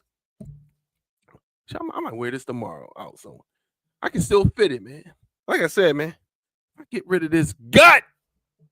Oh, get back to my wrestling. But I always keep saying that, and it always don't happen. If you don't know, my name is L.A. Josh Preston. I am the host and producer of the PoDCasH, also the host and producer of the Real Funny Comedy Show. But I don't have anything going on. December 6th, I do have something going on. Gonna be part of Big Lit Conspiracy. We're gonna be at the Old Salem Brewery doing some improv. And then December 12th, I'm gonna be in South Boston at Bordeaux's seafood restaurant, doing a show for the first time there. First time in South Boston, Virginia. And I think Thursday I need to go down there and put some table tents on, make sure everybody knows there's a comedy show coming, and then head on back here so we can do the PoDCasH. Yeah, extra pockets for concealed.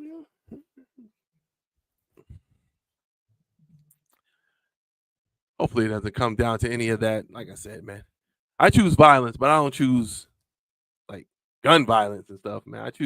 I use violence with my words. That's how I should be. Just with your words and stuff. Not hurting anybody. Hopefully teach people. Because that's all I'm all about. I'm all about teaching people, man. And sometimes people don't like the advice. And sometimes I still give it to you because I'm one of those people, man. Shoot. When you're a parent, you get that feeling like I don't care if you don't want to hear it. You need to hear it. And you need to be a better person because I want everybody to be a decent human being. And I want people who out here doing this comedy to be the best comedian in the world. Be the best comedian you can be. Because we're all in this together. Because if there's a show and you mess up comedy, you're gonna mess up comedy for the next person. You're gonna be like, they're gonna be like, hey, you want to do a comedy show? Yeah, we had a comedy show last week and it sucked, or last month and it was bad, or all you want to do is when you do a show, just make it a great show, the best you can be, so the next person that comes there can go in there and do a great show as well. Have these businesses want to do comedy shows because it's very hard, especially when you got comedians that talk about stuff that shouldn't be talked about. But that's my get off my soapbox. No pun intended. Thank y'all for tuning in. We'll see y'all here on Thursday. We're gonna play 2 games of the end game on Thursday. Thank all y'all for being here. Y'all have a good night. Hey, follow me on Instagram, LA Josh Preston. I'm still hanging on to the 1,000 followers. I haven't done anything on Instagram. I'm surprised I still got 1,000 followers. But if you ain't following me there, go ahead and follow me there. Subscribe on YouTube. I gained on YouTube. Oh, shoot. Nice. And on Twitch as well. Thank all y'all for being here. Y'all have a good night. And I'll see y'all here on Thursday, 8 p.m. Eastern time for some more of the PoDCasH. Y'all have a good night. Peace. You can get with this or you can get with that. You can get with this or you can get with that. You can get with this or you